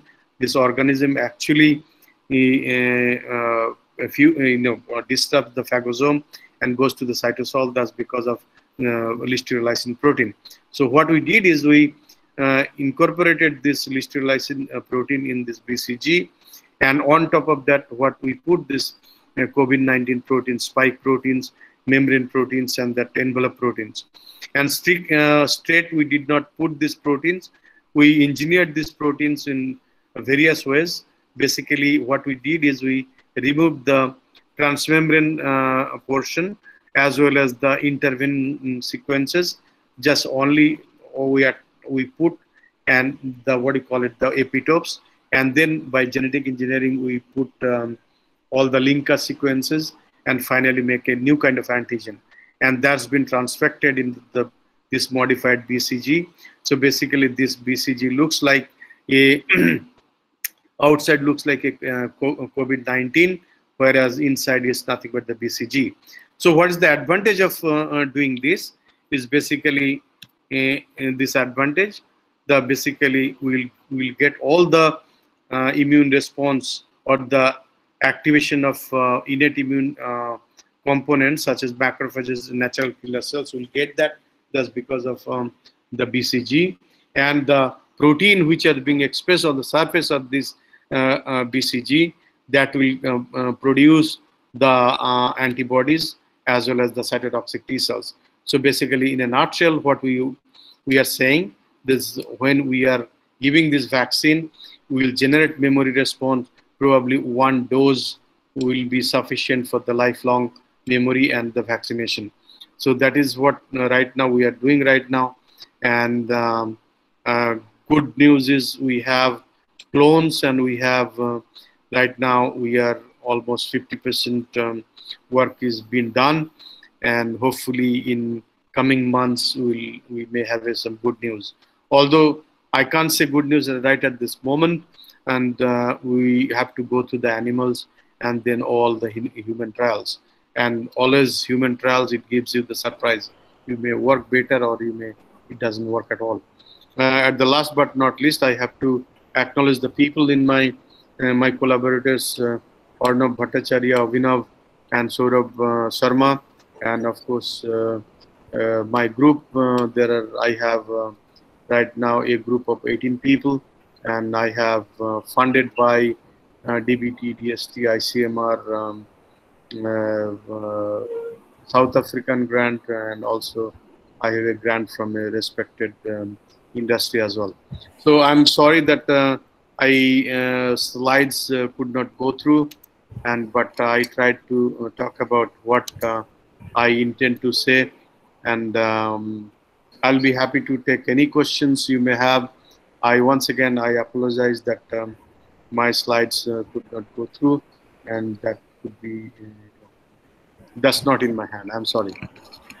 Nothing to be sorry, sir. We are enriched by your lecture. Actually, we want to know the things on the BCG because different newses are coming in the media now and then. So we want to, it's our privilege to know from you all these stories. So I am requesting all the participants, if you have any question, you can directly ask, you can unmute your audio and you can ask Professor Das. You can ask, sir. From the audience, if participants, if you have any question, you can directly ask our speaker. Am I audible to everyone? I can hear you loud and clear. Yeah. Sir, first thing, Kaushik Banerjee, will you ask anything? Yeah. Can I ask? Yeah. You are possible. Proceed. Yeah. Hello, sir. Yes, any question, please. Yeah, I'm Kaushik from University of Michigan, USA. Yeah. So, thank you for your nice talk. I have two questions for you. Sure. One is, what would you expect regarding the possible role of CD11B LY6 C cells during COVID infection?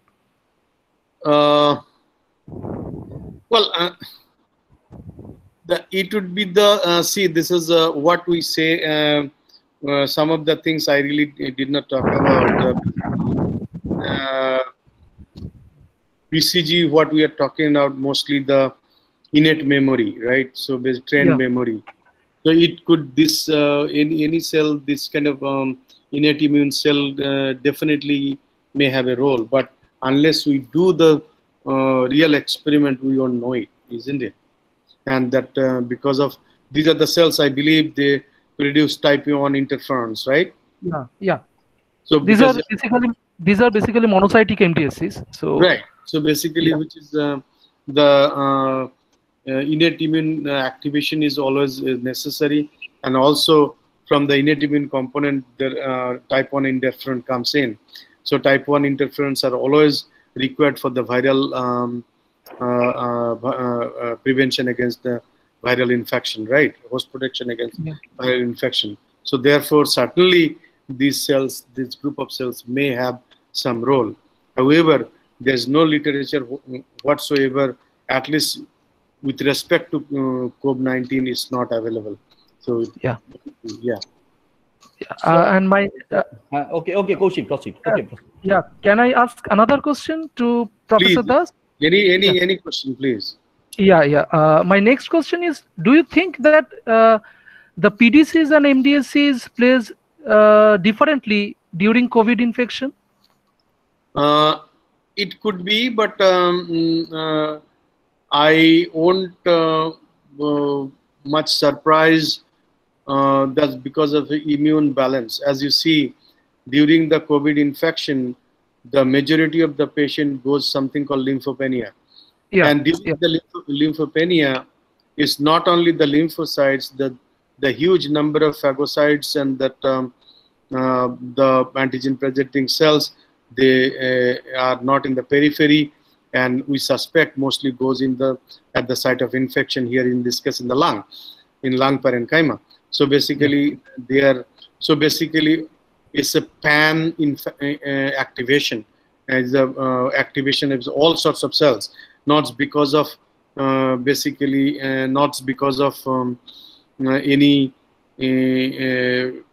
specific antigen or something, because of infectious milieu. What I mean by infectious milieu is a mixture of PAM, mixture of inflammation, and mixture of various cytokines. As you know, in the periphery, in the patients, the huge amount of IL-6 and the IL-10, which is very contradictory, inflammatory and pro-inflammatory, anti-inflammatory, that comes in.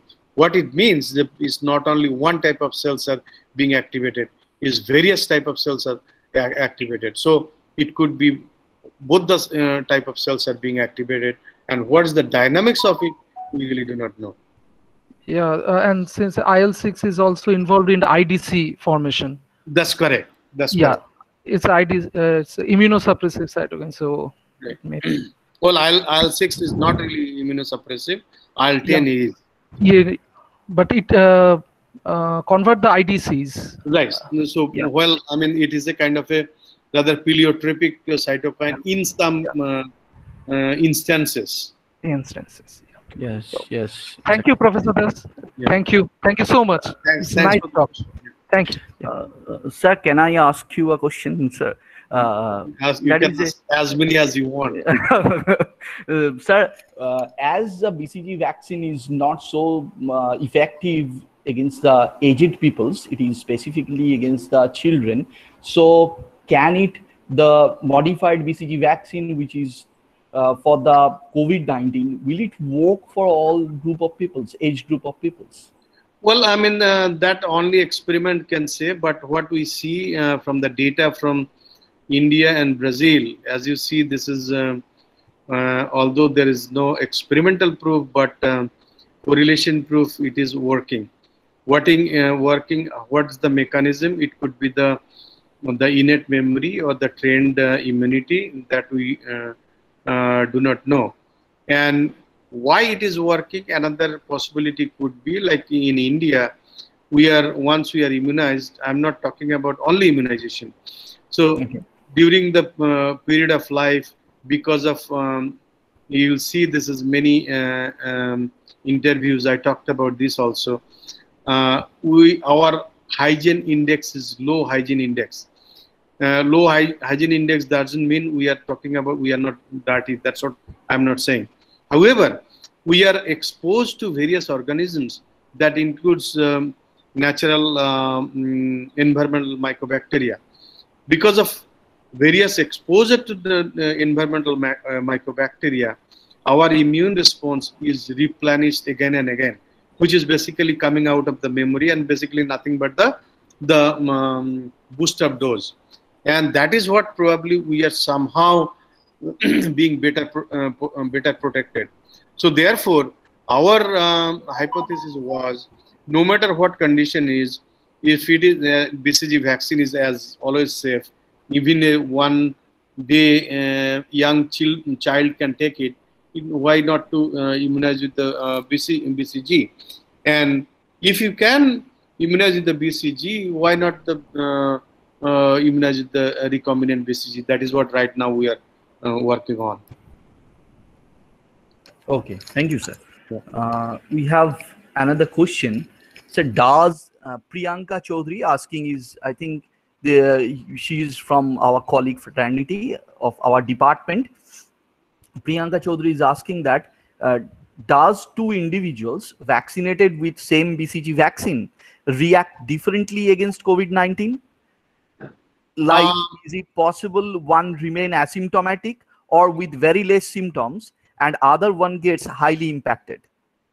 Well, I mean, there are various. Let me answer you two ways. Number one, those who are having less symptomatic, that means their immune system is working, and probably they are somehow at least some degree of protection they're getting.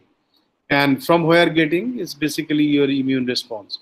Immune response, it could be the various reason that includes your BCG vaccination. And those who are kind of serious case, we will never recommend those who got already a huge infection or the what do you call it, the in ventilator. We won't recommend for giving a BCG vaccination. That's because, as I mentioned just now, the patients already have the lymphopenia. So if you immunize it, if lymphocytes are not in the periphery, so there's no question of it. Number two. Number three, I will talk about those who are getting serious complications. That's because of comorbidity. And because of comorbidity, your immune response has always been impaired. And such as in diabetes, we also have the paper, and such as those who are taking medications for the hypertension, they are somehow, your immune response is somewhat compromised. And because of weak immune responses or weak immunity, that COVID susceptibility is coming. So in that case, so it will once again depend on the what stage you are in. If somebody is in a beta stage, immunization may work. Those who are the worst case, such as in those who are in HIV infection, it may not work at all. So that kind of situation, it may arise. So there is no something called black and white response. Those who have highly susceptible, whether they will work or they won't work. But certainly those who have the initial symptoms or the asymptomatics or those who have sufficient memory, this vaccination certainly will work. Okay. Sir, another thing I would like to ask you is that every now and then it is saying that asymptomatic, but in from the literature, it is quite clear that a patient, if that means an infected person with the SARS CoV-2, he or she can be asymptomatic for 6 to 8 days, but after that he or she will express the symptoms. But can it be possible that completely asymptomatic? If one is asymptomatic after 14 to 16 days, that means he or she is immunologically strong and the immunological system is taken care of automatically. Is it so, sir? It is absolutely. That's because that gives you opportunity to respond in this way. When we are talking about what do you call it, the PCR. So there are patients, those who are having virus, they have their PCR positive. When there is a mass antibody testing started in Delhi, you'll see that at least the 31% people are kind of having the antibodies. What it means? It means the these people are sometime being exposed, but they never exhibited any kind of symptoms, and that is what they are healthy and they are roaming around. So basically, all it means, basically, sometimes your virus may came up, and then we got sufficient immune response, and that been eliminated. And sometimes some very mild symptoms, some feverish like symptom may come, not even noticed even. So that always possible. That is always possible. Infected means exposed, but not disease in progress. And some people, because of their status of immune response, so basically some kind of mild symptoms. And so basically their immune response is working, but late working, and then finally this virus is eliminated. And some other maybe disease is progressive in a exponential manner. It all depends on your virus infection as well as your immune response and your genetics. That's it. Another question, our colleague Julan Basu is asking, what are the BCG vaccine effects on TB skin test? TB screen test? Skin test, yes. Well, I mean, those who are vaccinated, those highly likely we will get the PPD positivity. PPD positivity, as you know, that what do you call it? PPD is Monteau test. Monteau test is always positive. What it means, because of we have this immune response. Our immune response is there against the BCG. Is that the question he's asking, or he's trying to ask something else related to COVID? I'm not sure. No, sir. This is a question. Actually, this is regarding the BCG vaccine. And another person is asking that whether the BCG vaccine is safe or not. On behalf of sir, I just want to say that it is a very safe vaccine, and he discussed that. So it is. I think we have to wrap up now. If any question is there, you can chat us, or we will send it to Professor Das. So thank you, sir. Thank you, sir. Thank you very much. Yeah, thanks for having me. I really I thank you all for patiently hearing me. I sincerely apologize. My slides didn't go through.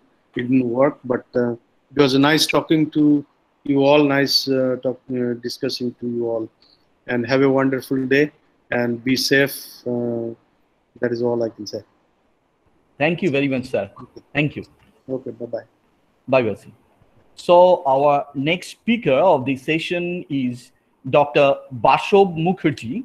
He's a clinician. He's from, he completed his medical schooling from CMC Vellore, and he's the FIGO coordinator right now of the South Africa Safe Abortion Committee, clinical examiner for the RCOG examinations in India, member of the governing council of ICOG from 2015.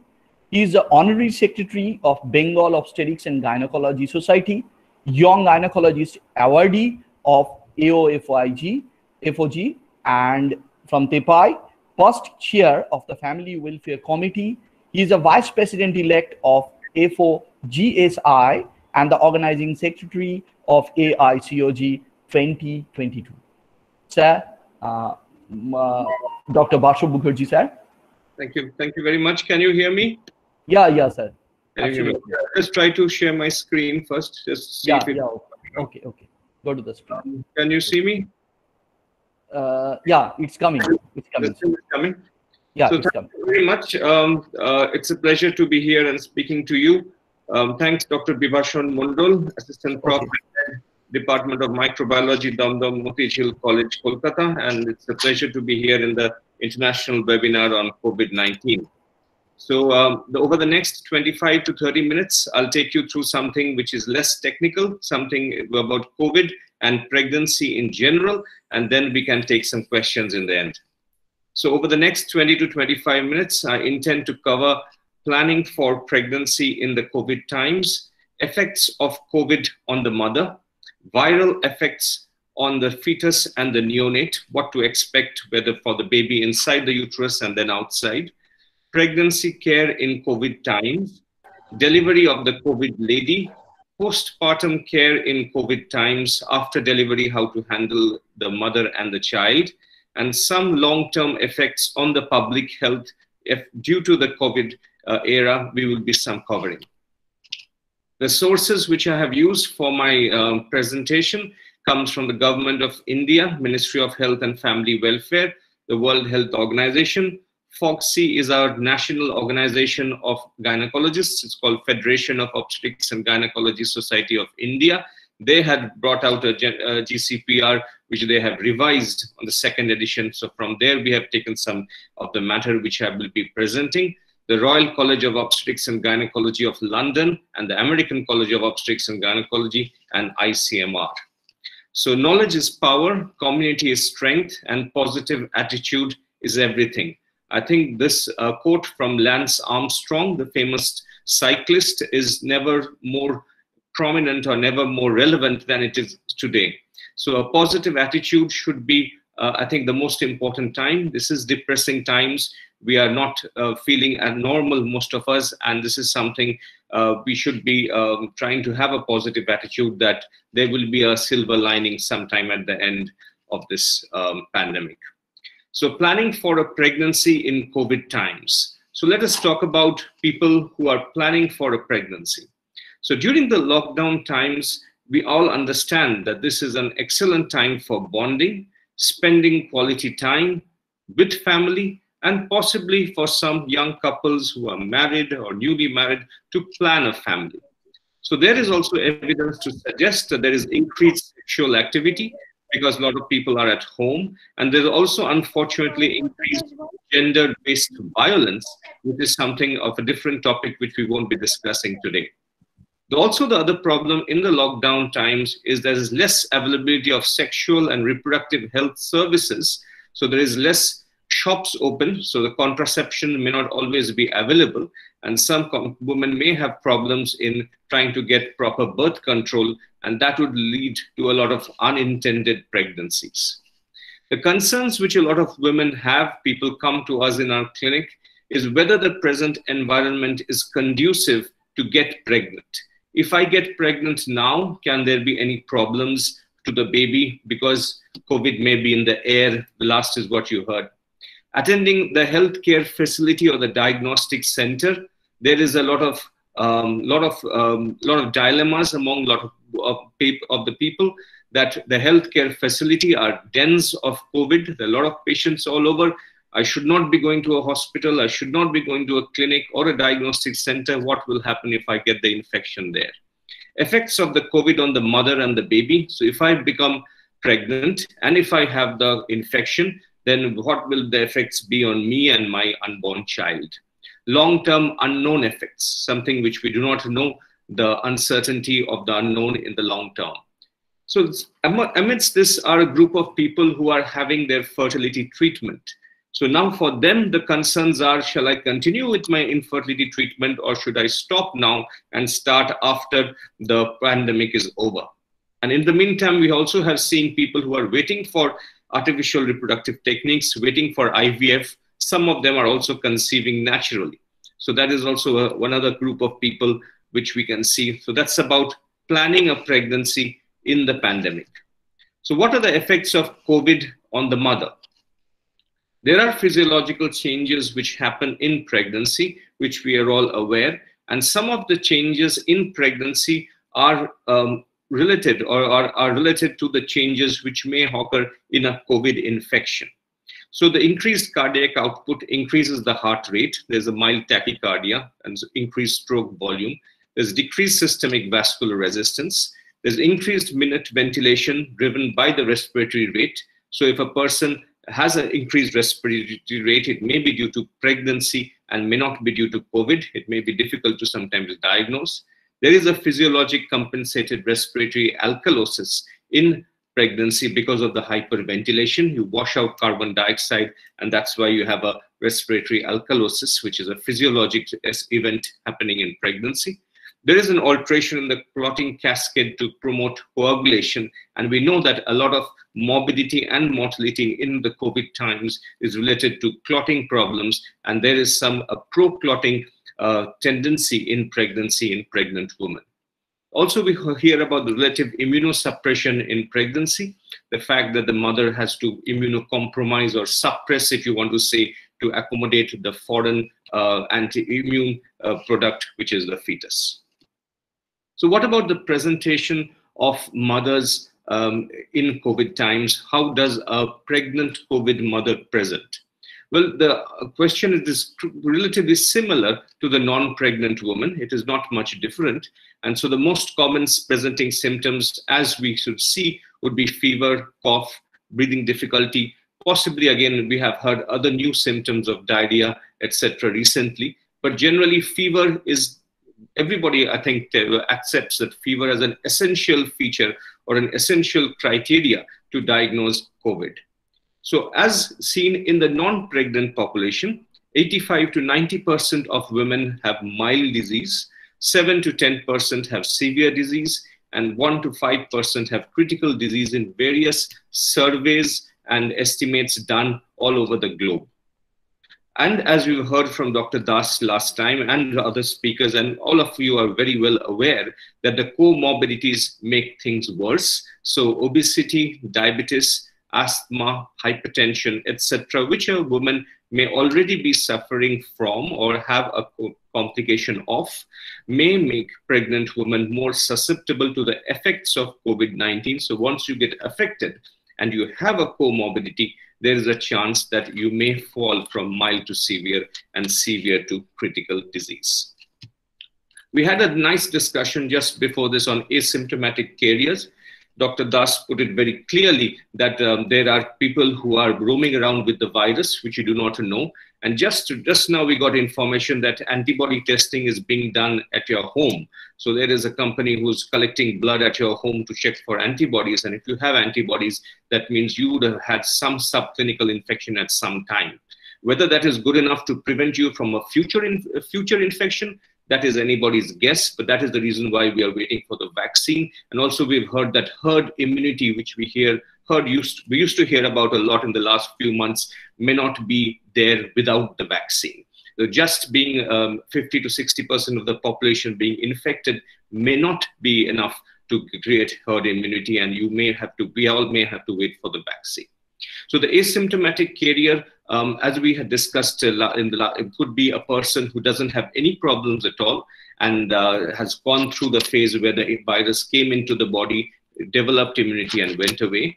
Or it could be a person who is asymptomatic in the preclinical stage, and after 6 to 7 days, she goes on to develop some symptoms of COVID, varying amount or degrees of symptoms. So in this study by Breslin et al., published in the American journal MFM 2020, they showed that 32.6%, that is 1 in 3 in a New York study, presented without symptoms. Here we're talking about pregnant women presenting in the antenatal clinic. In another survey, 29 out of 33 patients who were positive for the virus were asymptomatic. So there is a lot of asymptomatic carriers all around, and I think all of us are very well aware of that. Coming to maternal and obstetric outcomes. So far, the COVID-19 or the SARS CoV-2 appears to have less severe maternal pregnancy outcomes than the SARS CoV-1 or the MERS. So there are a few more viruses to compare with.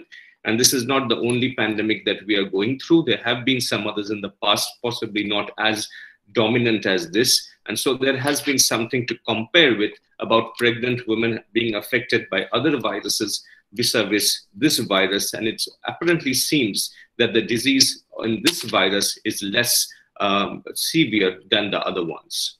The systematic review of 18 articles on 108 pregnancies affected by COVID-19 in a series, they showed that 3 women got admitted to ICU, 1 experienced a neonatal demise, and 1 experienced an intrauterine fetal demise, which would be roughly mirroring the normal average and nothing different just because they've got COVID and they are pregnant.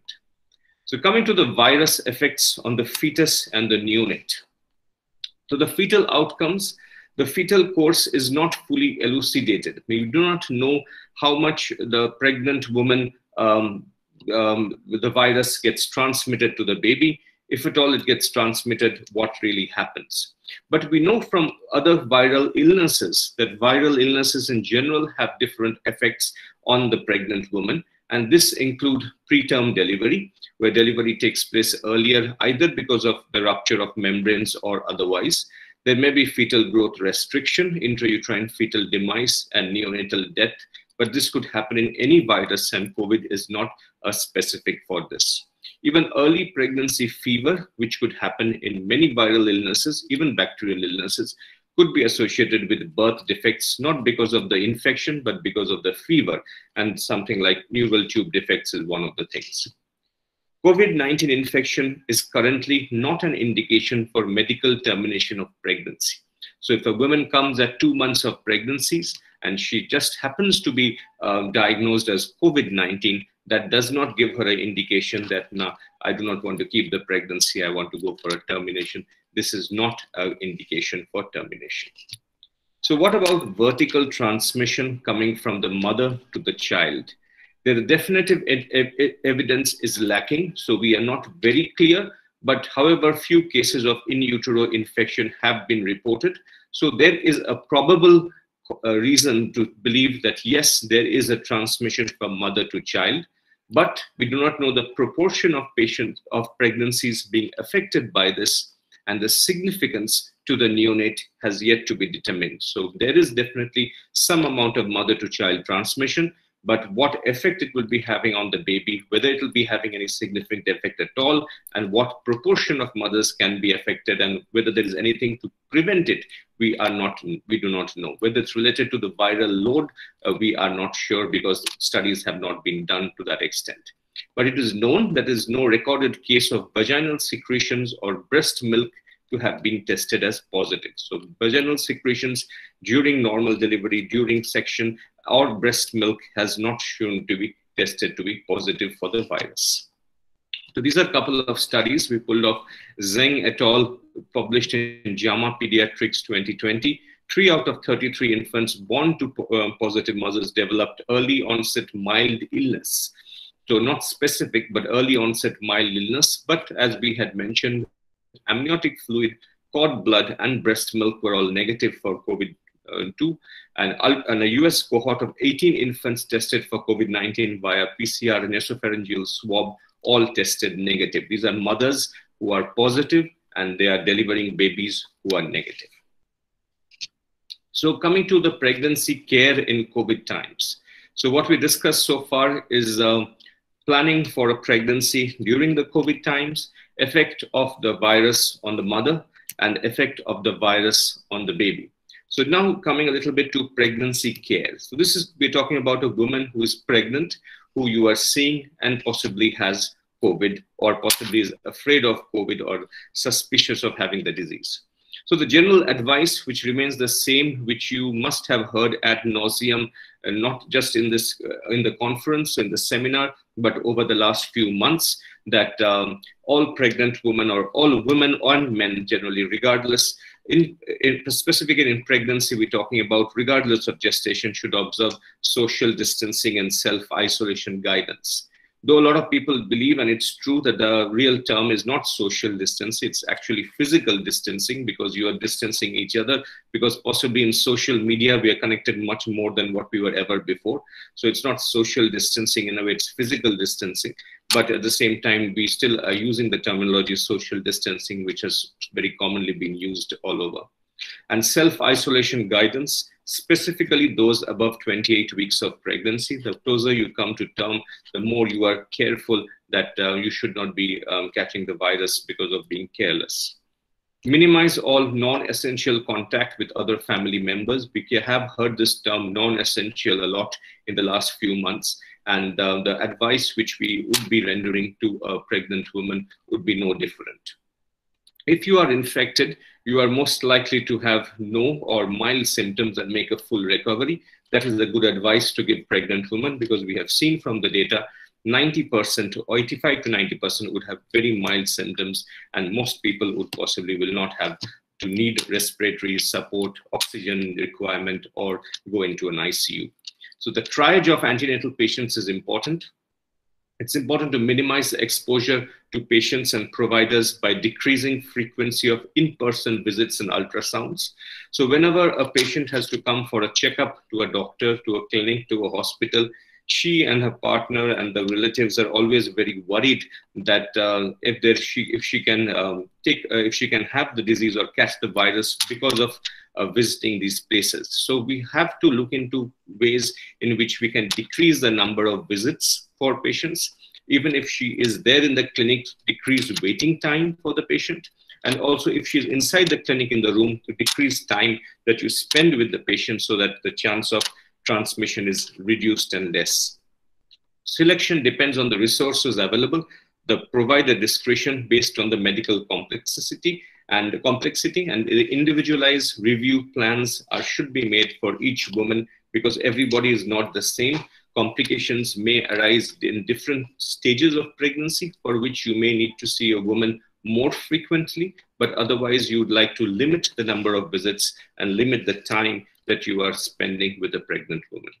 Coming to home care, I think this is again something which is very much in vogue over the last few months. We have heard people who are even COVID positive, mild though, and staying at home, checking for their oxygen saturation with a pulse oximeter and trying to take care of themselves at home, self-isolation at home.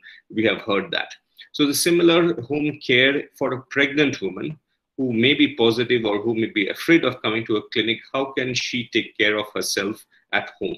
So the very common advice which we would normally give everybody is to stay well hydrated, to have plenty of fluids.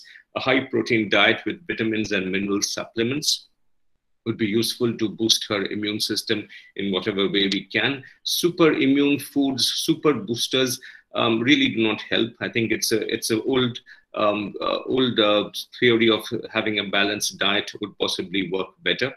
Monitoring her blood pressure. If she has somebody to monitor the blood pressure at home, that would be a great idea in pregnancy. Monitoring her weight and blood sugars. So you can have capillary blood sugars. If she has diabetic, of course, she has to have regular sugars tested. But otherwise, if she's a non-diabetic, she can have, usually we check sugars at least 2 to 3 times during a pregnancy. She has to observe for daily fetal movement counts. So the fetal kick count would generally be more prominent in the later months. So after 7 months, 8 months, we usually can tell her to have a count, a fetal count, movement count, which gives us a fair idea that the baby is doing well and the pregnancy is going on fine. An important aspect which we often forget, which we cannot, is to attend to the mental health and well-being. So I think all of us do understand that these are depressive times, not just Sushant Singh Rajput. We have heard about it that mental illness has increased manifold in this pandemic.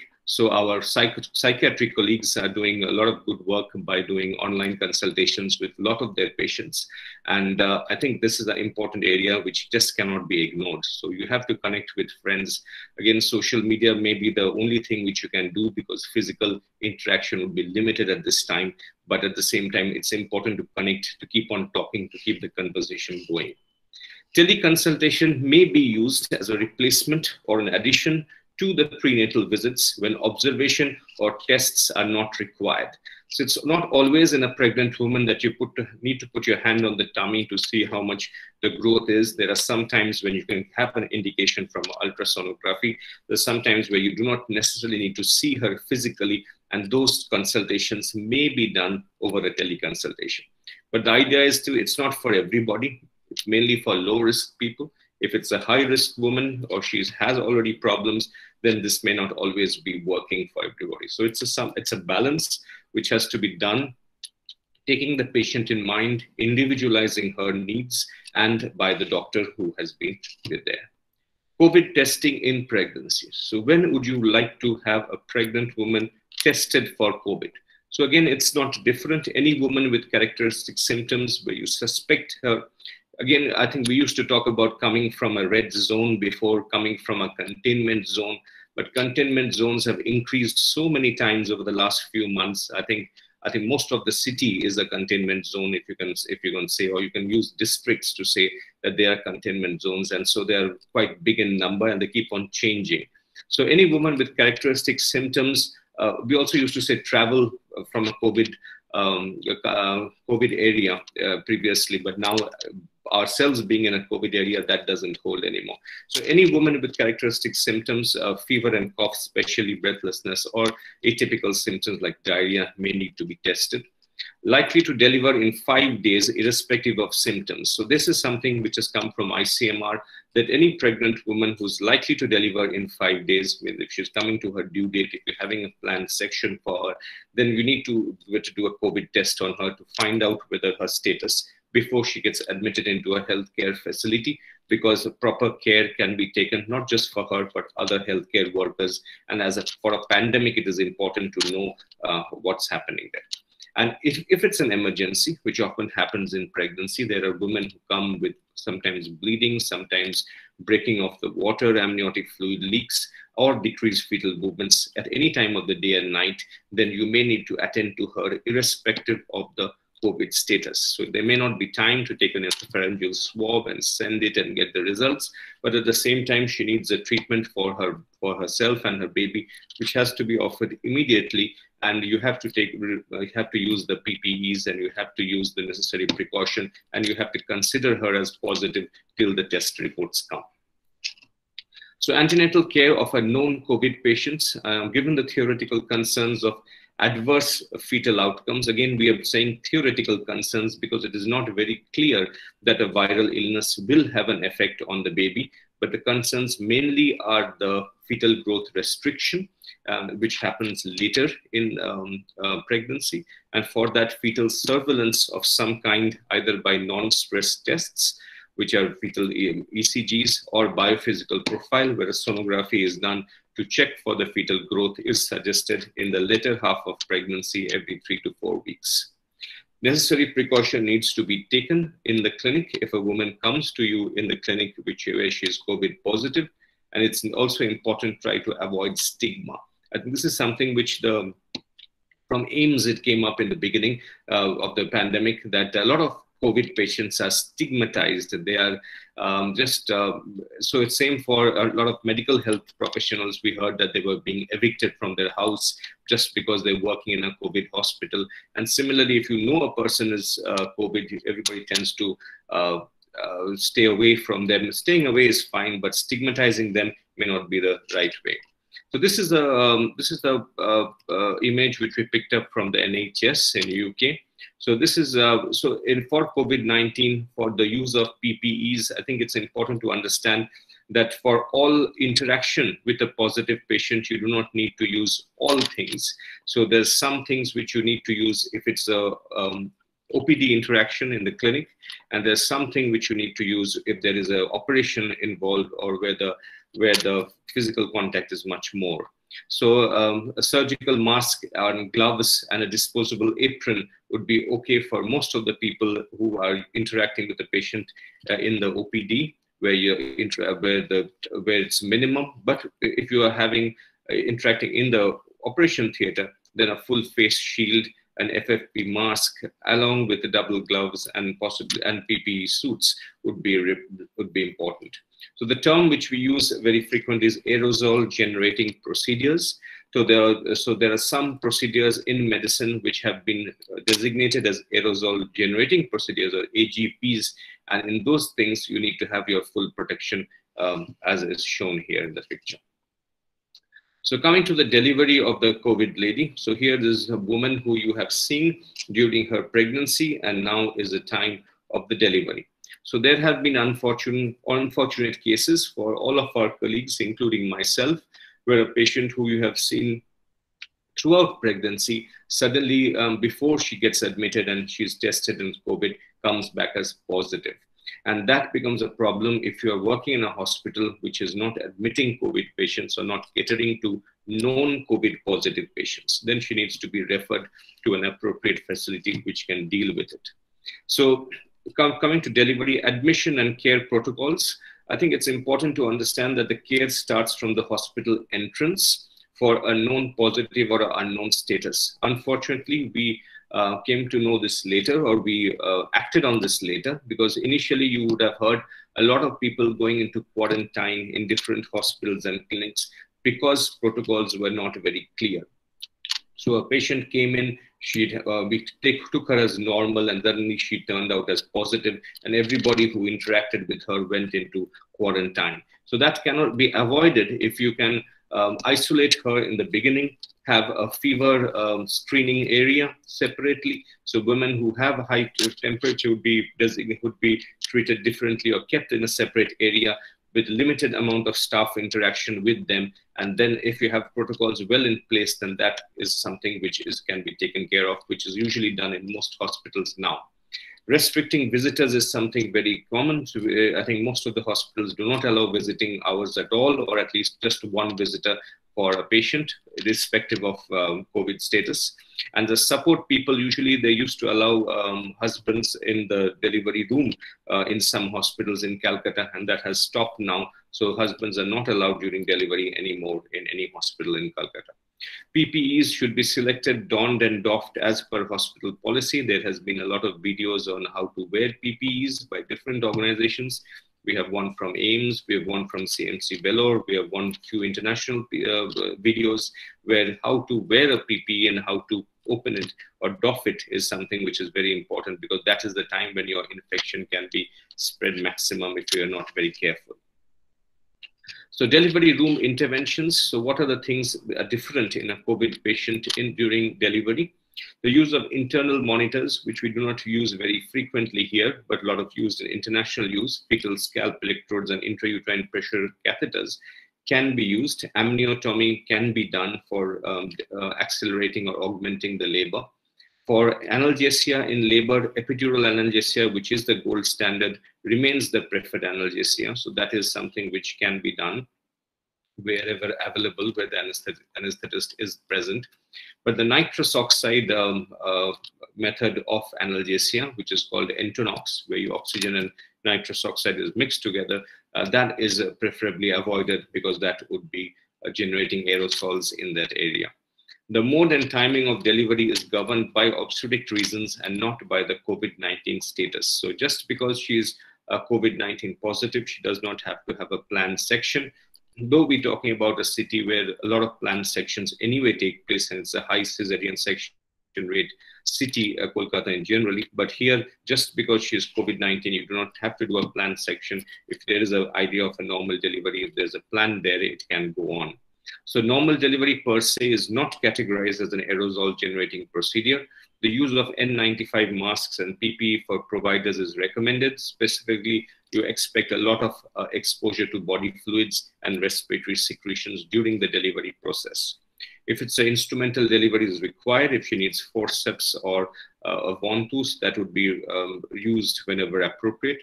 A cesarean section, if it's done, it should ideally be done in a negative pressure room, and regional anesthesia should be used. So now the woman has delivered, she had COVID. So postpartum care, what can be done?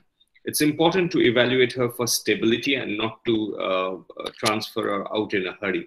So just because you've done a COVID patient and she's done, and it's not, idea is to shift her gradually, but to make sure she's fine and she's all right. So before that, you would be categorizing the disease as mild, moderate, and severe. So if she's a severe patient who has a lot of respiratory problems, then she possibly goes back to ICU where she would have come from. But most of the mild and moderate cases would be taken care of in isolation wards, which will be separate from the normal wards, where people will be more careful about interacting with COVID patients. Benefits of breastfeeding outweigh the potential risks of viral transmission. So there was a worry about whether breastfeeding can be done or should be done, and it has been very clearly mentioned that it must be encouraged. Mothers to maintain excellent hand hygiene and wear a surgical mask during feeding, and dedicated breast pumps. If you're using a breast pump for the mother, then she should use one herself and she shouldn't be sharing it with other people. If the mother is severely ill, then the infant can be fed with pumped milk, and later the mother comes in the picture. Coming to contraception, I think it's a very integral part of post-delivery to talk about contraception immediately after a child.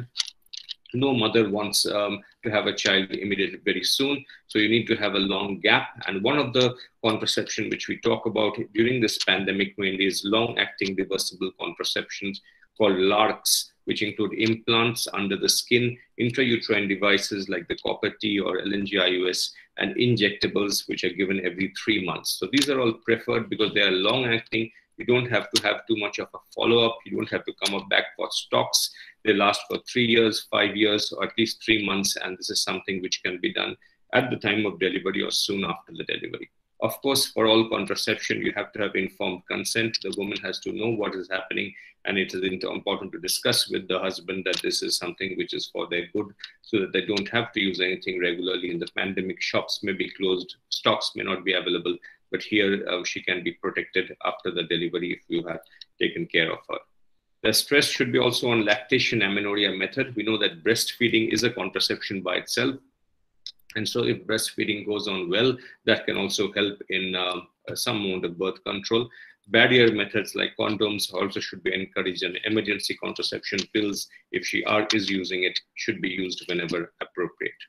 So this was mainly about pregnancy effects of the virus on the pregnant woman, on the child, and to some extent on the pregnancy care. But I would like to end this last section of the long-term effects of public health. So as parts of the healthcare system, I think all of us should be aware of this issue. And it is that with the focus on the provision of adequate health care for those falling ill from the virus and the search for a cure or vaccine, which is what should happen, now the usual health issues faced by millions of women every day are looming unattended in the background. So that is a big problem during the COVID pandemic. Of course, the entire focus has shifted to COVID. But what about family planning services? What about immunization? They are some of the worst affected in the healthcare globally. So you're talking about Africa, you're talking about Southeast Asia, you're talking about other underdeveloped or third world countries. There is a massively hit by the pandemic, not because of the COVID per se, but because of the blocking of the essential services which women are now unfortunately have to be denied. So with the lockdown in many countries, the also unmet need has increased manifold. So this is a study which has come up from FRHS India. This is a very renowned NGO, Foundation of Reproductive Health Society of India. And they have estimated that because of the last 3 to 4 months, because of the lockdown, because of issues, there has been roughly 2.5 crore women, couples, who have been unable to access contraception. And this will result in 23.7 lakh unintended pregnancies, of which 14.4 lakh women will go for abortions, and a big chunk of them unsafe. And 6.79 lakh live births will be resulting, and there'll be 1,743 maternal deaths just because women have not been able to use birth control and family planning because either the shops were closed, her stocks were not there, or she missed out. So women coming out of quarantine on a lighter note may be something like this. And there may be a baby boom in 2021. And as you, in the very terms of the millennials, these would be called the coronials, the women, the babies of the corona pandemic. The challenges, supply chain for production and distribution issues, need to improve public health facilities to meet the surge in family planning, abortion, and maternity services, changes in clinical service delivery protocols in the light of the COVID-19 pandemic. So there are a lot of clinical service delivery protocols which need to change. Strengthening of the involvement of social marketing organizations and NGO service organizations. So some parting thoughts before we end. In the midst of every crisis lies a great opportunity. I think we have found an opportunity to connect with our families, connect with the near and dear ones, and also the environment has got an opportunity to come back. So there is a lot of opportunities in this crisis which are there. Also, it's an opportunity to rise above and to help other people. I think that is something which has come up very much in the prominence, where a lot of people around us who are less fortunate, who we should lend a lending hand, may it be Amphan, maybe it's COVID, but there are a lot of people who are less fortunate than us, and this is a time when we should all come together to help each other. So the key messages from the topic which we completed on pregnancy and COVID.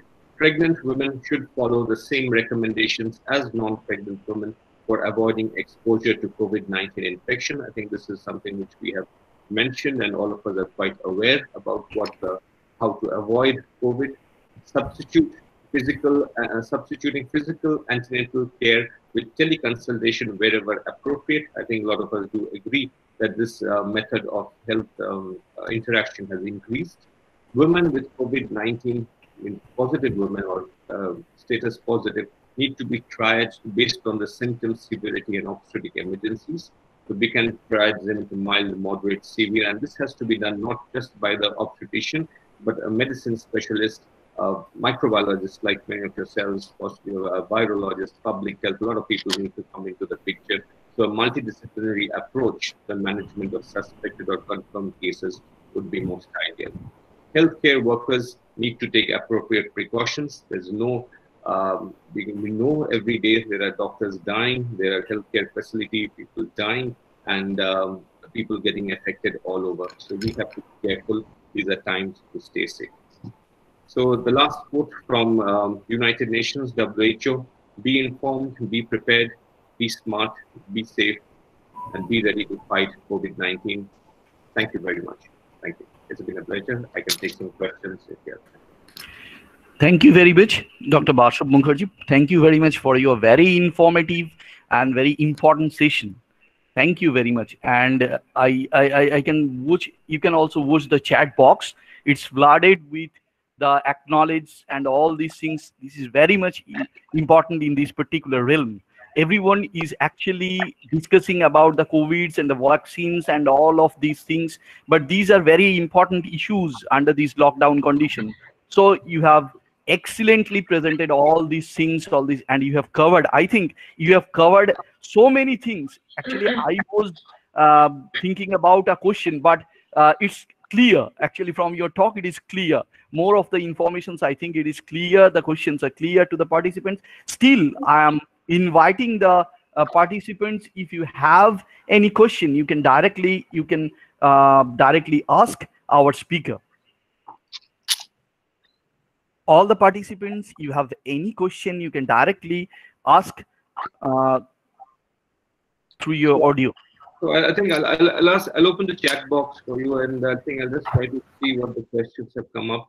Questions are, how can COVID positive, Anupam Ghosh has asked how COVID-19 positive women can deliver COVID-19 negative babies. It's because it doesn't always go through the uterus, so that is the reason why. The virus is not transmitted due to her fetus during the gestation period. The answer is no. That is what we have found out in a lot of studies. Is there any evidence that colostrum contains coronavirus? Asked Shashwata Mukherjee, and the answer is no so far. The other questions.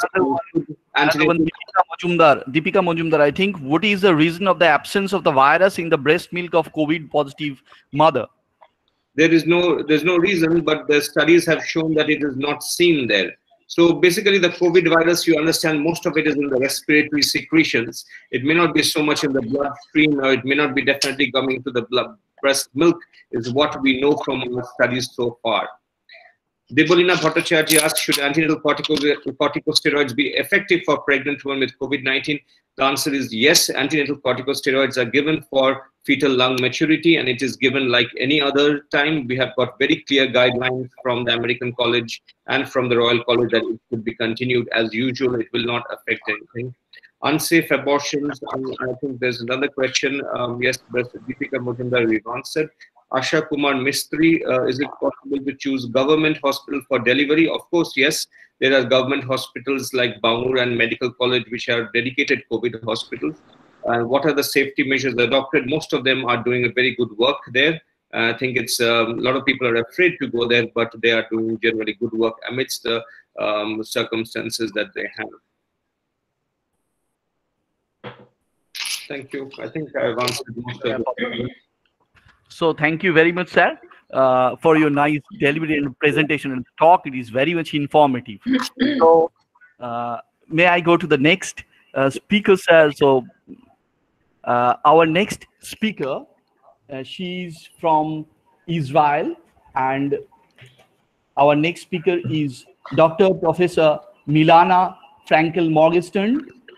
She's actually, Milana, we welcome you in India, first of all, through this platform, though it is such a kind of platform. Yes, hello, hi. So Milana has completed her PhD in the Weizmann University, Weizmann Institute of Science, Israel, 2006. She made her first postdoc in the lab of Professor Uri Alon in systems biology in the Weizmann Institute of Science, Israel, and the second postdoc in the lab of Professor Alfonso Valencia in the Spanish National Cancer Research Center, Spain.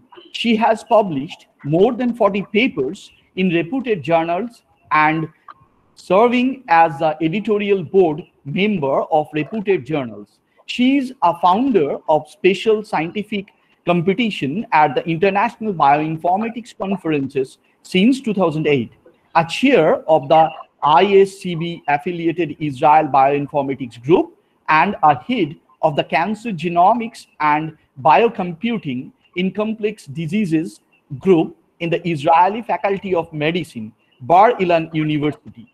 Her group has developed unique protocols for the cell-free DNA isolation and its analysis using unique and patented techniques. Her present research interest is she is interested and to develop a liquid biopsy platform for complex diseases using unique biomarkers, particularly fusion transcripts and proteins, microbiome profiling, and mitochondria biomarkers. Their group is now focusing on the COVID research also.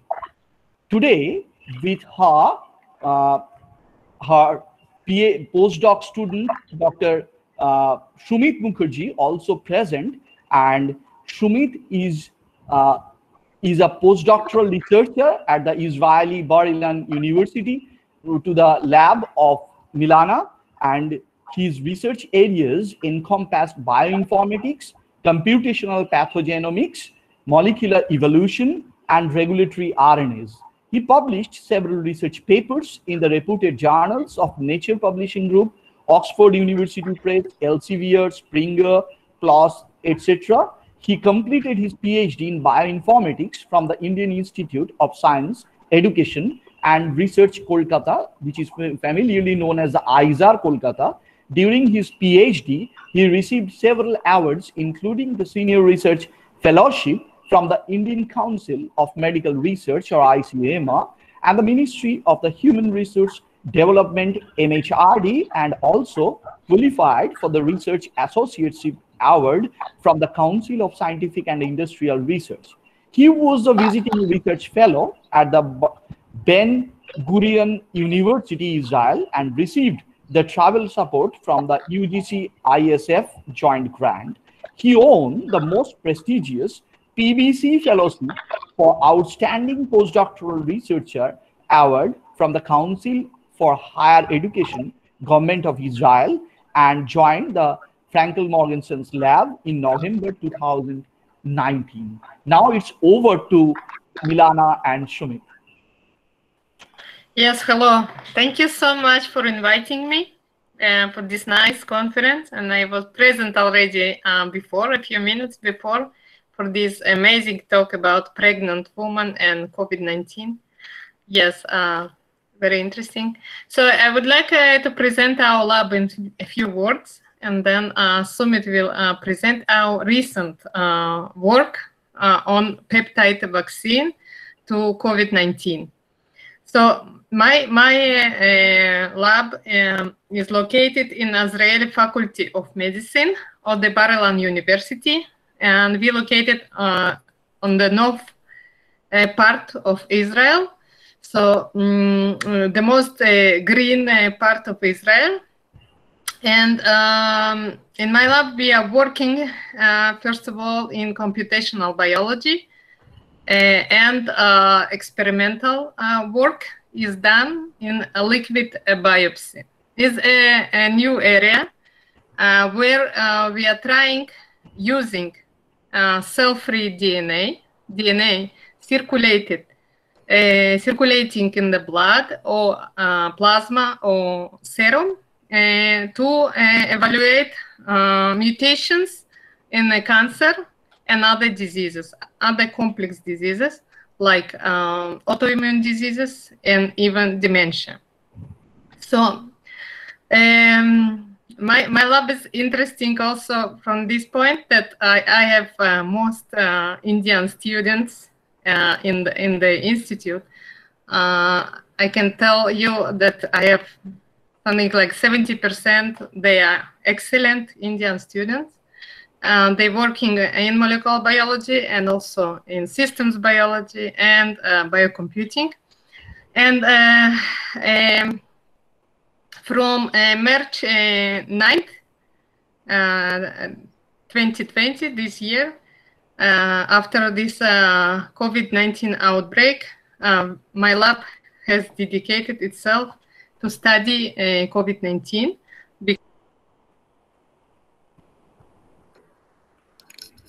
Sorry, Milana, you unmute. You please unmute yourself. Milana, please unmute yourself. Yes, yes. Yeah.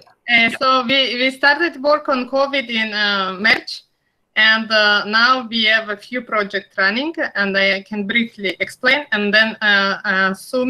Sumit Mukherjee will continue talk on the publication about vaccine.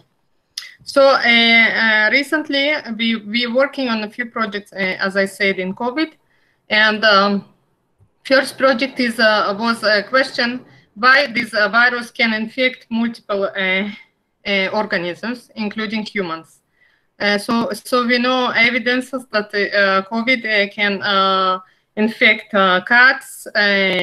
It's come probably from bats, and so how it's maybe able to infect multiple organisms. For this, we analyzed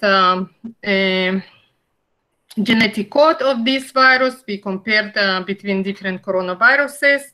So we collected overall 52 different coronaviruses in different organisms already observed. And we tried to see how it may produce so high viral load and using particular genetic code. And we found, interestingly, that those viruses, RNA viruses, they use non-optimal codon usage, and maybe this part is make an ability to be promiscuous and infect multiple hosts. This one project. Next project we are doing is drugs. So treatment for COVID-19. This part we are doing using computational 3D modeling and docking, and we also do deep learning using all the drugs already used for COVID-19. We have now work presented for nucleic acid research, and hopefully in a few months it will be available online, a full database of all drugs used so far for COVID-19.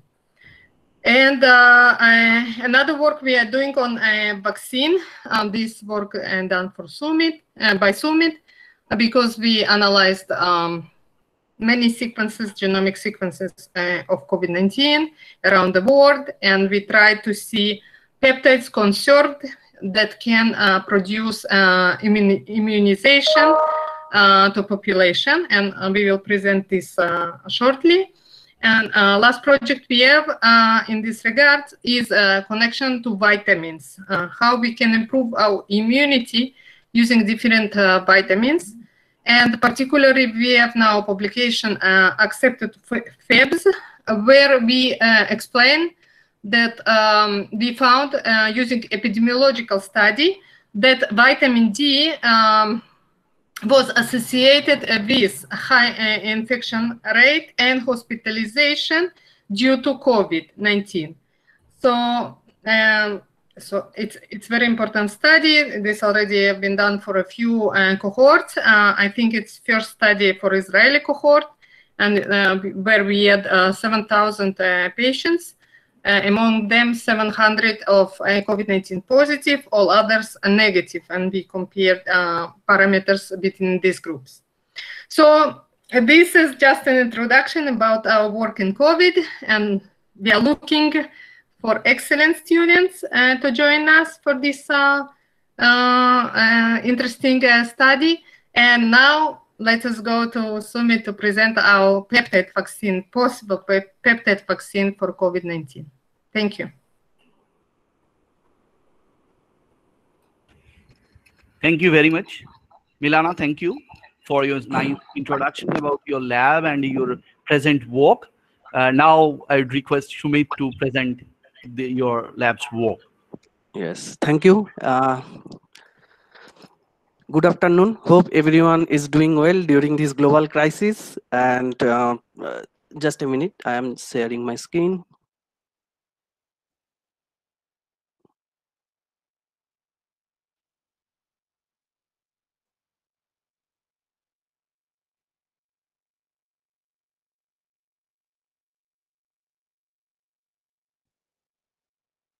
My screen is visible? Hello? Still not clear. Sumit, you go to the present now mode. Okay, just a minute. Okay, go to the present now mode. Yes. Your entire screen is... The middle portion, I think you are watching three things. At the middle, click on that. Okay. And then share your screen.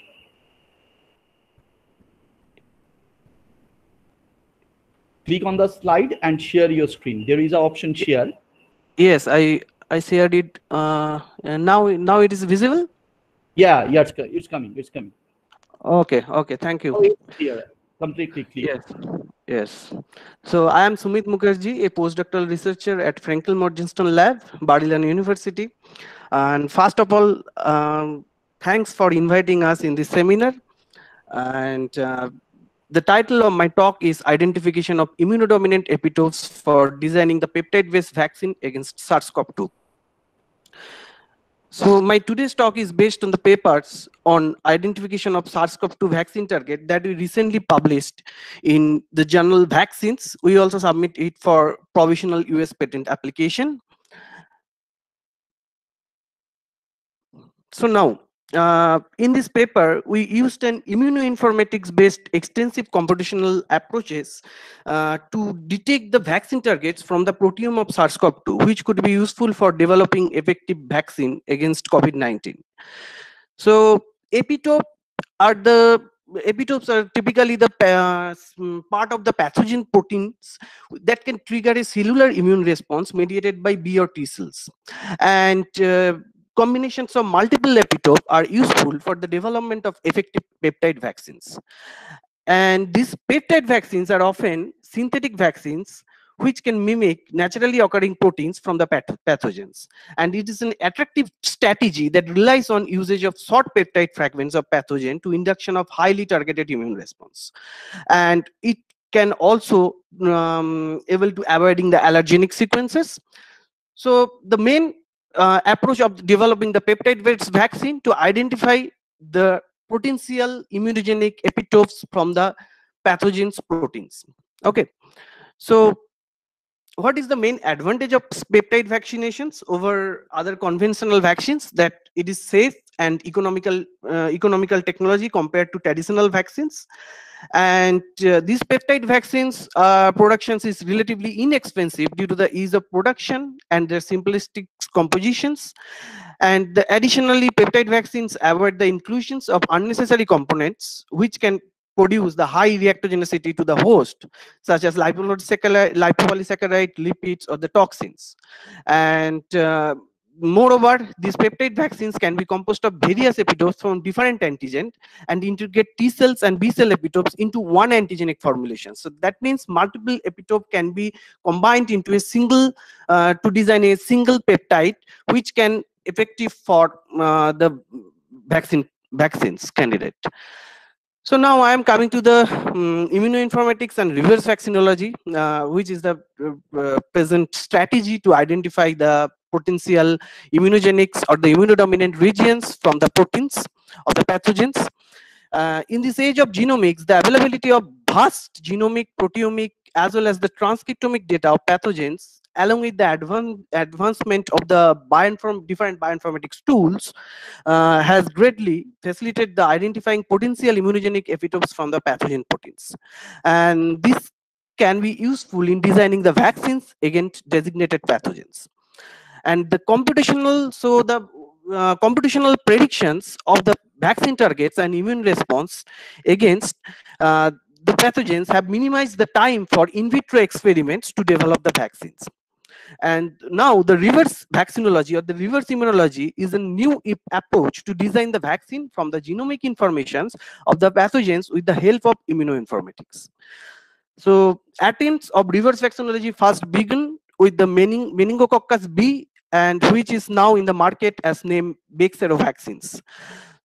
And later several vaccines developed using this reverse vaccinology or the reverse immunology approach, which is many under clinical trials.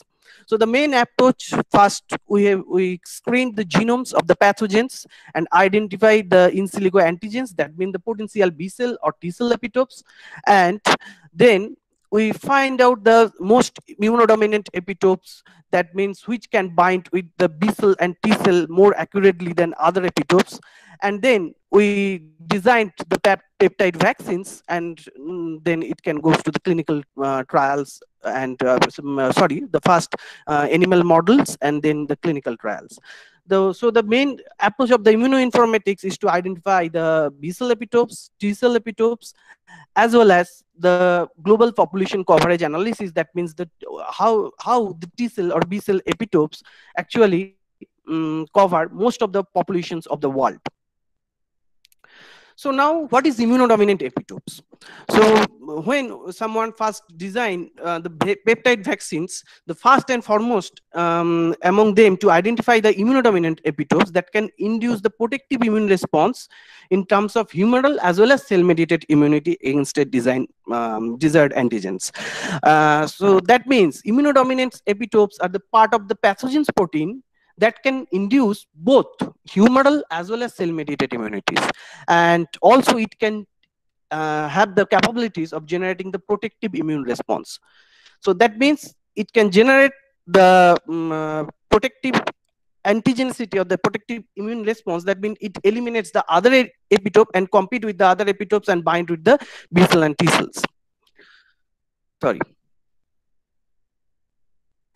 So now, what is humoral and cellular immune response? So when we first designing a peptide vaccines based on the immunodominant epitopes, we are considering to generate the humoral as well as cellular immune response in particular pathogen.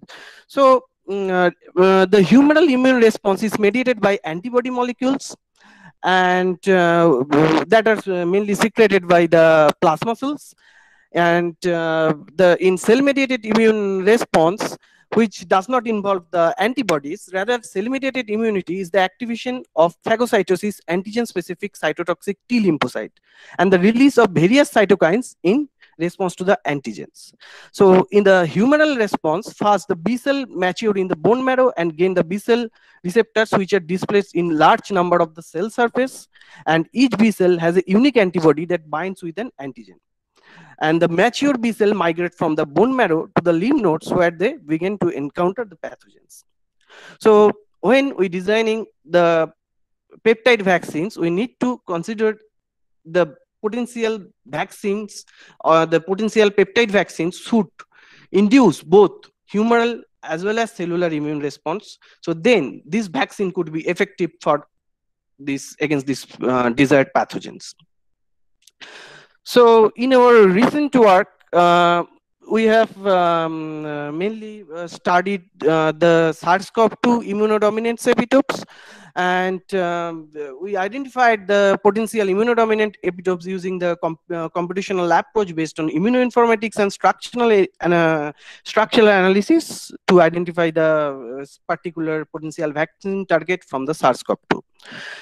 So the main, actually the sufficient information till yet not available for the components of SARS-CoV-2 protein sequence that are recognized by human immune response. Therefore, our study aims to identify the immunogenic regions from SARS-CoV-2 protein sequence, which should be crucial for designing the vaccine against SARS-CoV-2. So this is the main representations of our computational approach that we used for identifying the immunodominant epitopes from the SARS-CoV-2. First, we collected more than 2,500 different isolates of SARS-CoV-2 from the NCVI, and we predicted the possible B cell and the T cell epitopes using a variety of tools. And then we selected the regions of SARS-CoV-2 proteins based on where both B cell and T cell epitopes were mapped with 100% sequence coverage. That means the particular regions of the proteins which have overlapping B cell as well as T cell binding capabilities. Then we selected the immunogenic regions based on the maximum coverage of B cell and T cell epitopes, and then we filtered the epitopes based on their ability to being protective antigens. That means the capability of these epitopes to eliminate other epitopes in the competitions of binding B cell and T cell. And we predicted using this their capability using Vaccgen, a popular web server.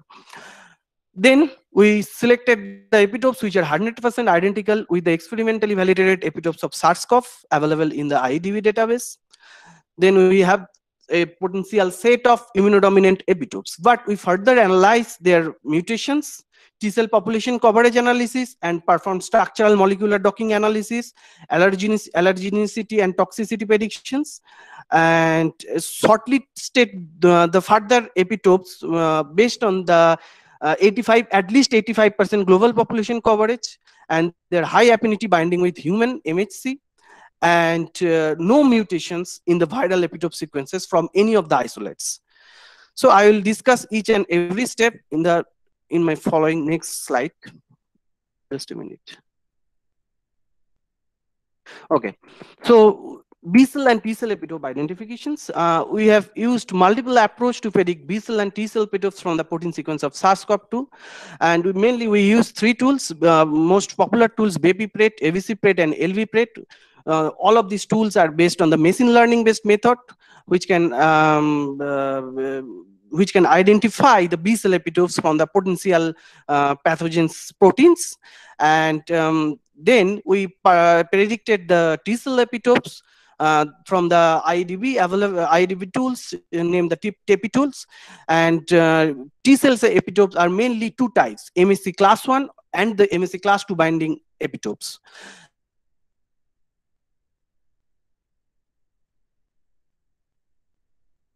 Net MHC PAN 4.0 and NHLA PRED. Those tools are also based on the machine learning based, and we also use the CTL PRED for the potential T cell epitope, and this parameter was used 500 nanomolar IC50 while for the MSC class 2 epitope predictions, and the same parameter was used to equal or less than 1000 nanomolar IC50 for MSC class 2 epitope predictions. Then we predicted the protective antigens and mapping the immunodominant regions. So all of the B cell and T cell epitopes that were predicted from different SARS-CoV-2 protein were selected for further analysis. And as I say that it is important to identify the epitopes that are crucial for inducing protection and eliminate other epitopes in order to develop a efficient peptide-based vaccine. So we use the Vaccgen 2.0 server to predict the ability of their being protective antigens of the SARS-CoV-2 epitopes. Then we use a combinatorial screening approach developed we in-housed and analyzed all the predicted B cell and T cell epitopes, and that means the MHC1 and MHC2 binding epitopes of different lengths from all the protein sequences. So now we have 3 libraries, that means the epitopes of potential B cell epitopes, epitopes which can bind the MHC class 1, and epitopes which can bind the MHC class 2. Then we map the immunogenic regions that could potentially act as both B cell and T cell epitopes. So we compared our 3 libraries to predict the B cell epitopes versus T cell epitopes and selected those epitopes with 100% sequence coverage. So that means the epitopes are the immunodominant epitopes which can induce both humoral as well as cell-mediated immunity. So now we map the 100% identical SARS CoV experimentally validated epitopes in immunodominant regions of SARS CoV-2. So now question, why SARS CoV immunodominant experimentally validated epitopes we considered? Because we know that while few genetic variations exist between SARS CoV and SARS CoV-2, these 2 viruses shares more than 85% similarity at the genomic level. So according to that, we first downloaded all the known experimentally validated epitopes of SARS-CoV and map which experimentally validated epitopes are 100% identical with SARS-CoV-2 epitopes. So therefore, to define the immunodominant epitopes, the core part of both B cell and T cell epitopes were verified within the mapped epitope sequence. So this is the SARS-CoV-2 spike protein. So you can see that most of the epitopes which are identified in the SARS-CoV-2 spike protein, SARS-CoV-2 spike protein, which are 100% identical with the SARS-CoV isolates.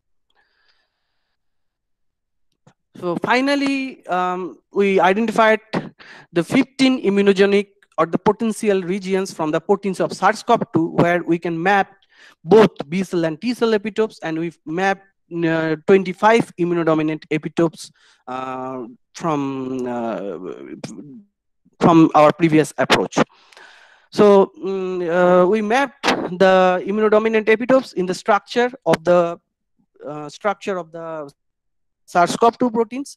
Mainly, we have found the immunodominant epitopes from the 3 proteins. One is from the spike glycoprotein, nucleocapsid phosphoprotein, and the membrane 2 from the 2 immunogenic regions from the membrane glycoprotein.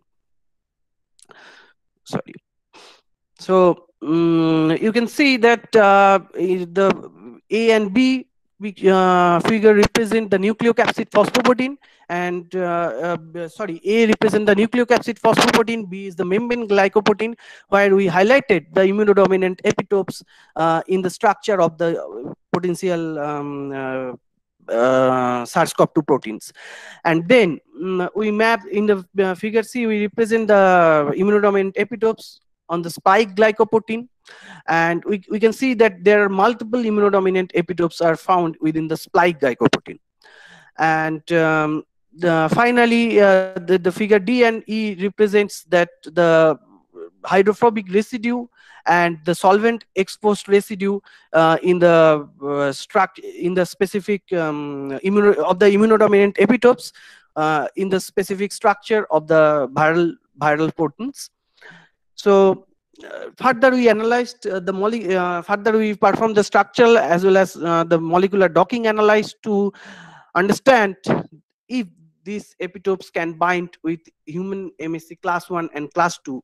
And we found that all of these epitopes are highly all of these epitopes are can bind with human MHC class 1 as well as to the class 2, as well as to class 2 proteins with high affinity, You can see in the right sections, the MSC class 1 have 2 alleles like HLA-A and HLA-B, and HLA have different populations like 2.01 and 11.01, and we performed this analysis for multiple HLA like HLA-A, HLA-B, HLA-C, and we can when we observed that all of these immunodominant epitopes can bind with high affinity with MSC class 1 as well as with MSC class 2. So this is the typical representations where a specific epitopes, that means these orange portions represent the epitopes from a particular SARS-CoV-2 spike protein, which can bind with the MSC class 2 proteins of human, and we can using the molecular docking, we tested that this binding affinity is very high. So that means it can generate both it can generate this MSC1 as well as MSC class 2 based response. So now we analyzed the viral mutations based on the potential epitope regions. As I say that we used near about 2,500 different isolates of SARS-CoV-2 from the different geographic locations. So we know that the selection pressure of human immune system has shown to drive the viral mutation that evade immune surveillance. So therefore it is interesting to check the patterns of mutational events to understand the epitope escape that is crucial for transmission of virus to different populations. So the potential immunogenic epitopes with least chance of mutations are the perfect candidates. So in terms of being an effective vaccines. So with this aim, we analyzed individual mutations or the point mutations within the immunodominant epitopes identified in SARS-CoV-2 isolates from different geographic locations. And we found a single point mutations within the immunodominant regions of a few SARS-CoV-2 isolates from USA. We did not found any mutations in the other isolates, viral isolates from any part of the world. Only we found the mutations of the immunodominant epitopes in the part of USA. So despite the low number of mutations in those immunodominant epitopes, they reflect their severity in the USA within the USA populations. So it highlights that immune pressure induced genetic drifts might play an important role in the evolution of the SARS-CoV-2. So these correlation patterns of mutation and human immune pressure induced genetic evolution of SARS-CoV-2 will be understood in details when we have more viral sequences available. And next we analyze, and we found that only within these 25 immunodominant epitopes, only 5 or 6 epitopes have the mutations in their in their particular regions which can bind with the B cell and T cells. Next, we analyzed the global population coverage of SARS-CoV-2 epitopes which can bind with the T cells. So why the global population coverage analysis? So it is important to test if the epitope can cover most of the global populations, and it can be an effective vaccines. So the identification of these epitopes, which can recognized by multiple HLA alleles and can cover most population of the world, are important for the development of successful vaccines. So we analyzed the population coverage of all the epitopes from the immunogenic regions of SARS-CoV-2 using the IEDB population analysis tool, and we identified only seven epitopes from the 5 immunogenic regions which can cover more than 87% global populations. And so these findings suggested that from these 25 epitopes, we shortlisted these 7 epitopes, and these 7 epitopes could be potential candidate for designing the multi-epitope vaccines against the COVID-19. Next, we further analyzed the allergenicity, toxicity, and autoimmunoreactivity. So for a successful vaccine, could not able to induce that autoimmune reactivity, or it can be a allergen or the toxic. So we predict the capability of our immunodominant epitopes of being allergenic or the toxic, or it have the ability to generate any autoimmune reactions or not.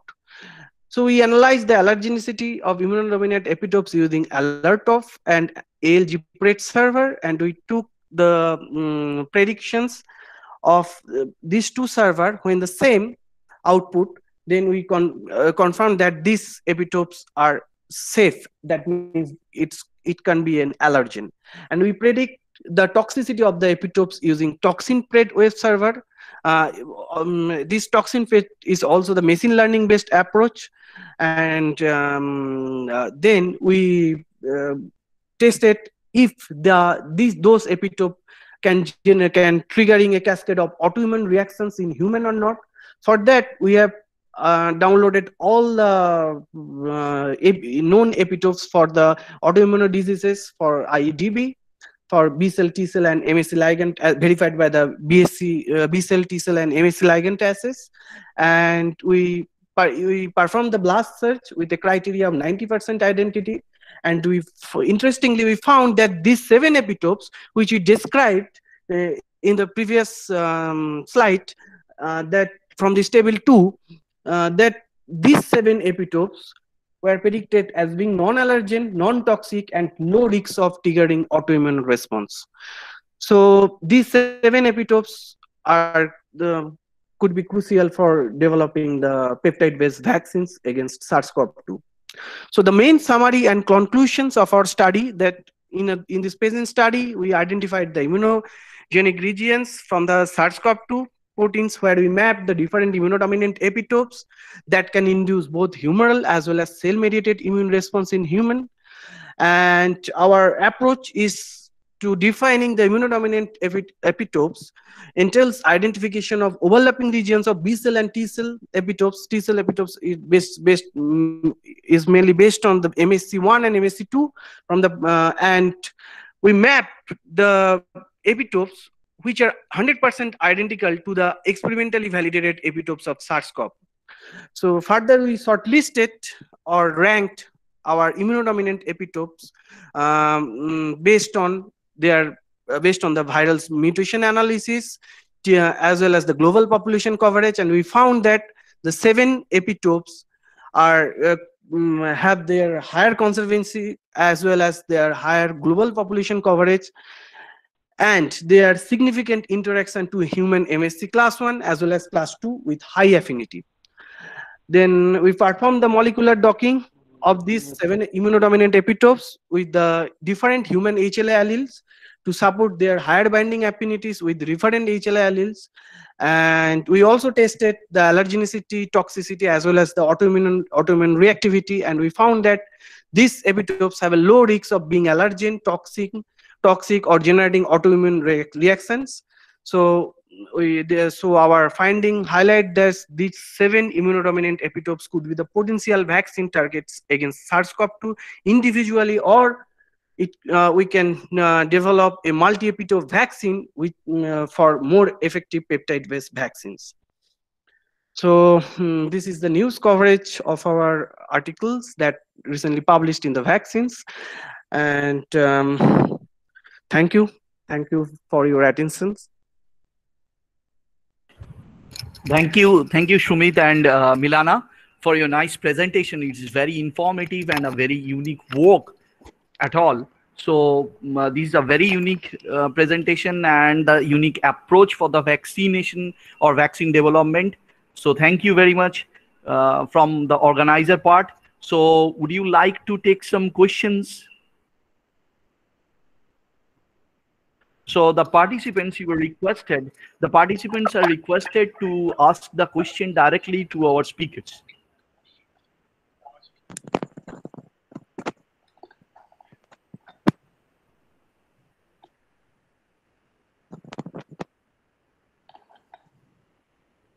You can post the questions. Supratim Mollik, I think you have posted a question. You can directly ask it through your audio. Unmute your audio and you can directly ask the question. Okay, if you have. Hello. Yeah. Hello. Yeah. Excellent, sir, presentation. Okay. And my question, I am audible? Yeah, you are audible. Yes. Sir, my question of the development of vaccine using immunotherapy against SARS-CoV-2. Not the immunotherapy, it is the immunoinformatics based approach, based on a computational approach based on the bioinformatics. Oh, okay. Thank you, sir. So my second question, I am speaking audible, ma'am? Yes. Should a intrapartum fever be considered as a possible sign of COVID-19 infection? Sorry, can you repeat the question? Okay. Should intrapartum fever be considered as a possible sign of COVID-19 infection?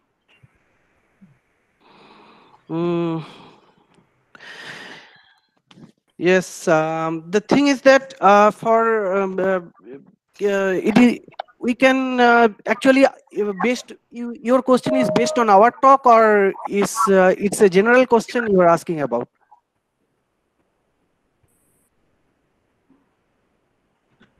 Hello.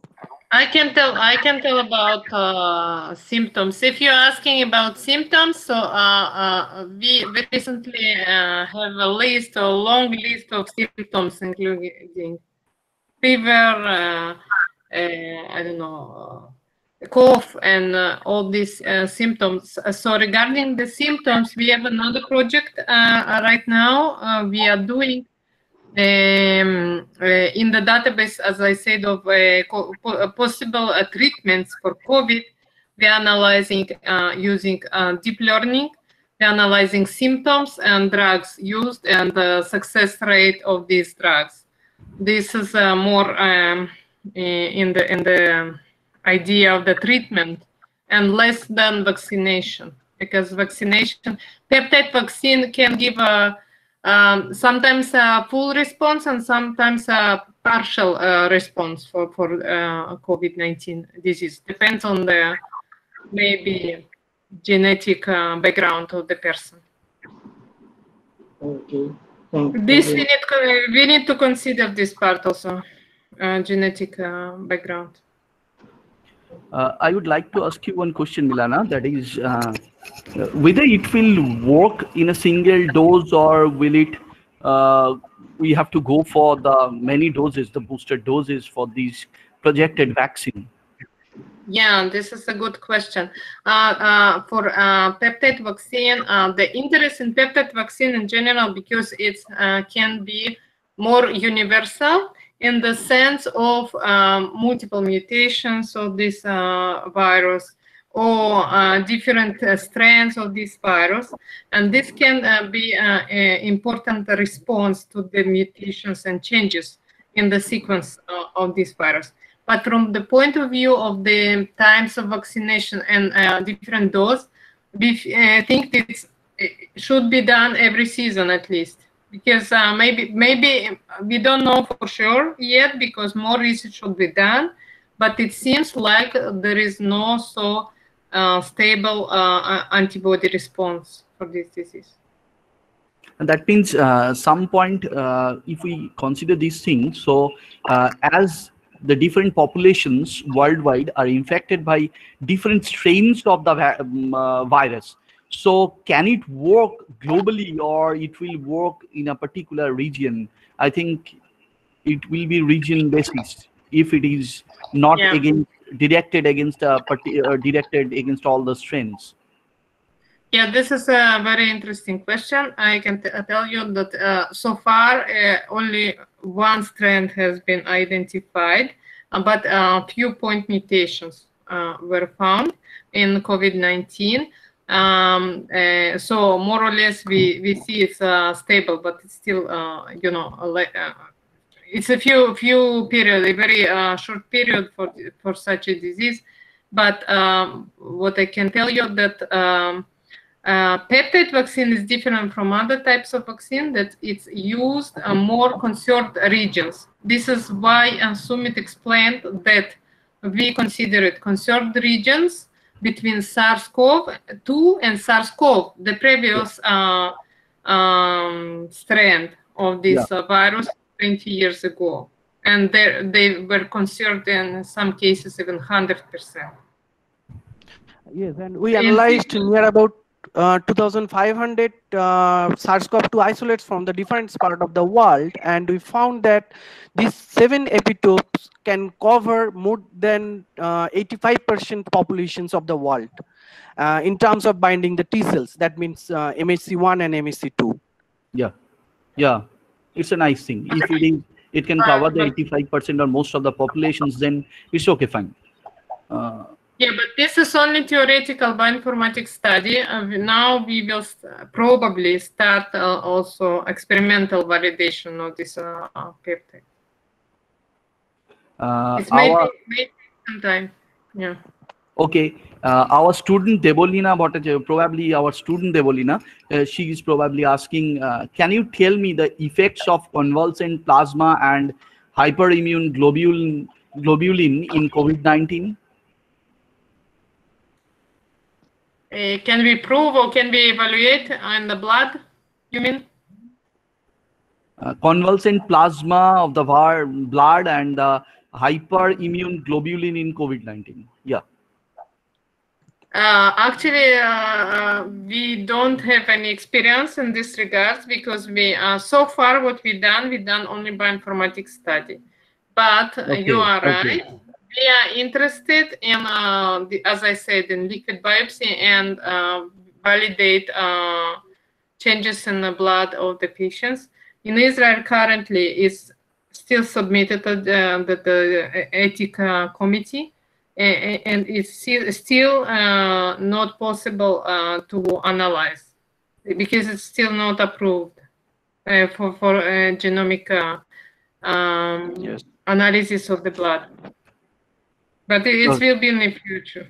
It will be in the future. Right now, we cannot analyze so far because of the ethical procedures. Okay. Okay. Thank you, Milana. If participants, if you have, our colleague Julian Basu is asking that if humans to develop immunity, how long does it last? That means I think the same question, that it will be whether it is be booster dose or the single dose. Probably you have discussed this thing. Thank you very much, Milana and Sumit, for your nice and very informative presentation, and the way you are working this bioinformatic approach is a very nice one. And as you have mentioned that it is 7 strains, it is covering, the vaccine is developing, covering the 7 strains, different strains, and the 85% different cases from these COVID-19. So I think we will hope that you will be successful in your work and it will be beneficial for the humankind. We hope so. Yeah, thank you so much. Yes. Thank you very much. So from I just want to tell, we are not one in the field. There is many different approaches to vaccination. This is one of the types of vaccines, and I think we still have time before we have available vaccine, and this is why we are, working in this direction to be helpful. Yeah. Thank you very much. I think again we'll meet. So thank you very much for your nice presentation and all these things. Thank you. So we are wrapping up. Thank you for inviting us. Thank you very much. Yeah, we are at the end of this session now. So hope the participants, you have enjoyed our session, and from the part of the organizer, I just want to make something clear, some points clear. Actually, we have organized this session for the educated peoples like you to share all the informations from the peoples who are actually working and the experts in this field. but we have some limitations. We at first we planned to go through the Zoom, but now some of the restrictions. The peoples are worried about Zoom, and only the Zoom is providing the 500 people to attend the meeting. But here we are restricted within 250 people. So many people are saying that Google is, when they are trying to enter in the meeting or participate in the meeting, Google is showing that we are not admitting them, but it is not actually the thing. This is a technical problem. Actually, when the meeting room is filled up by more than 250 people, then the Google Meet they are restricting. We are not actually restricting.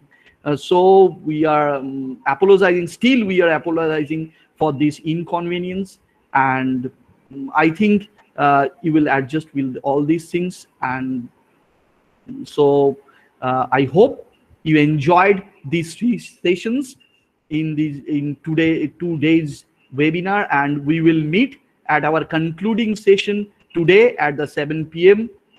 Jim will talk on his approach for developing the vaccine from the MIT today at 7 p.m. in the evening. So that will be the concluding session. So hope you are enjoying. Thank you very much. Thank you very much. So we have to leave now from this session. We are ending this session officially.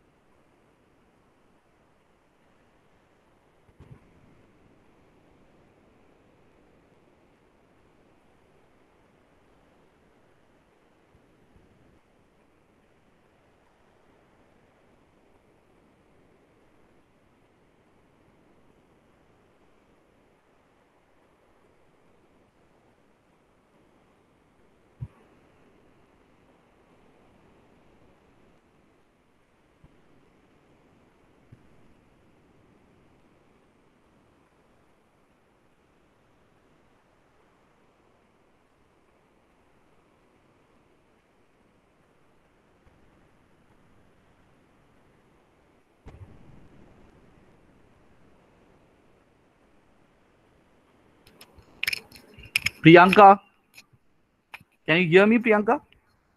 Yes. Yes, some people are requesting for the link again. So can you give the link again? Yeah, sure, I'm giving it. Yeah.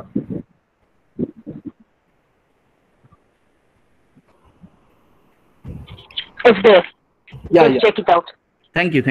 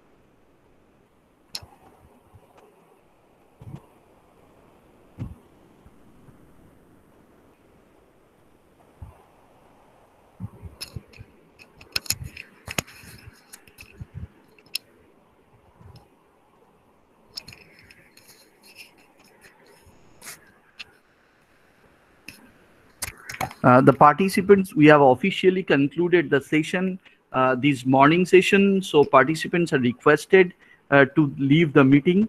If they leave the meeting, participants are requested to leave the meeting. We have officially concluded this session.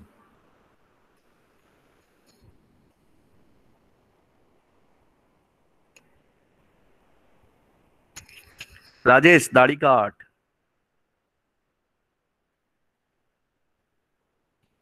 কোথায় আছিস? রাজেশ কোথায় আছিস?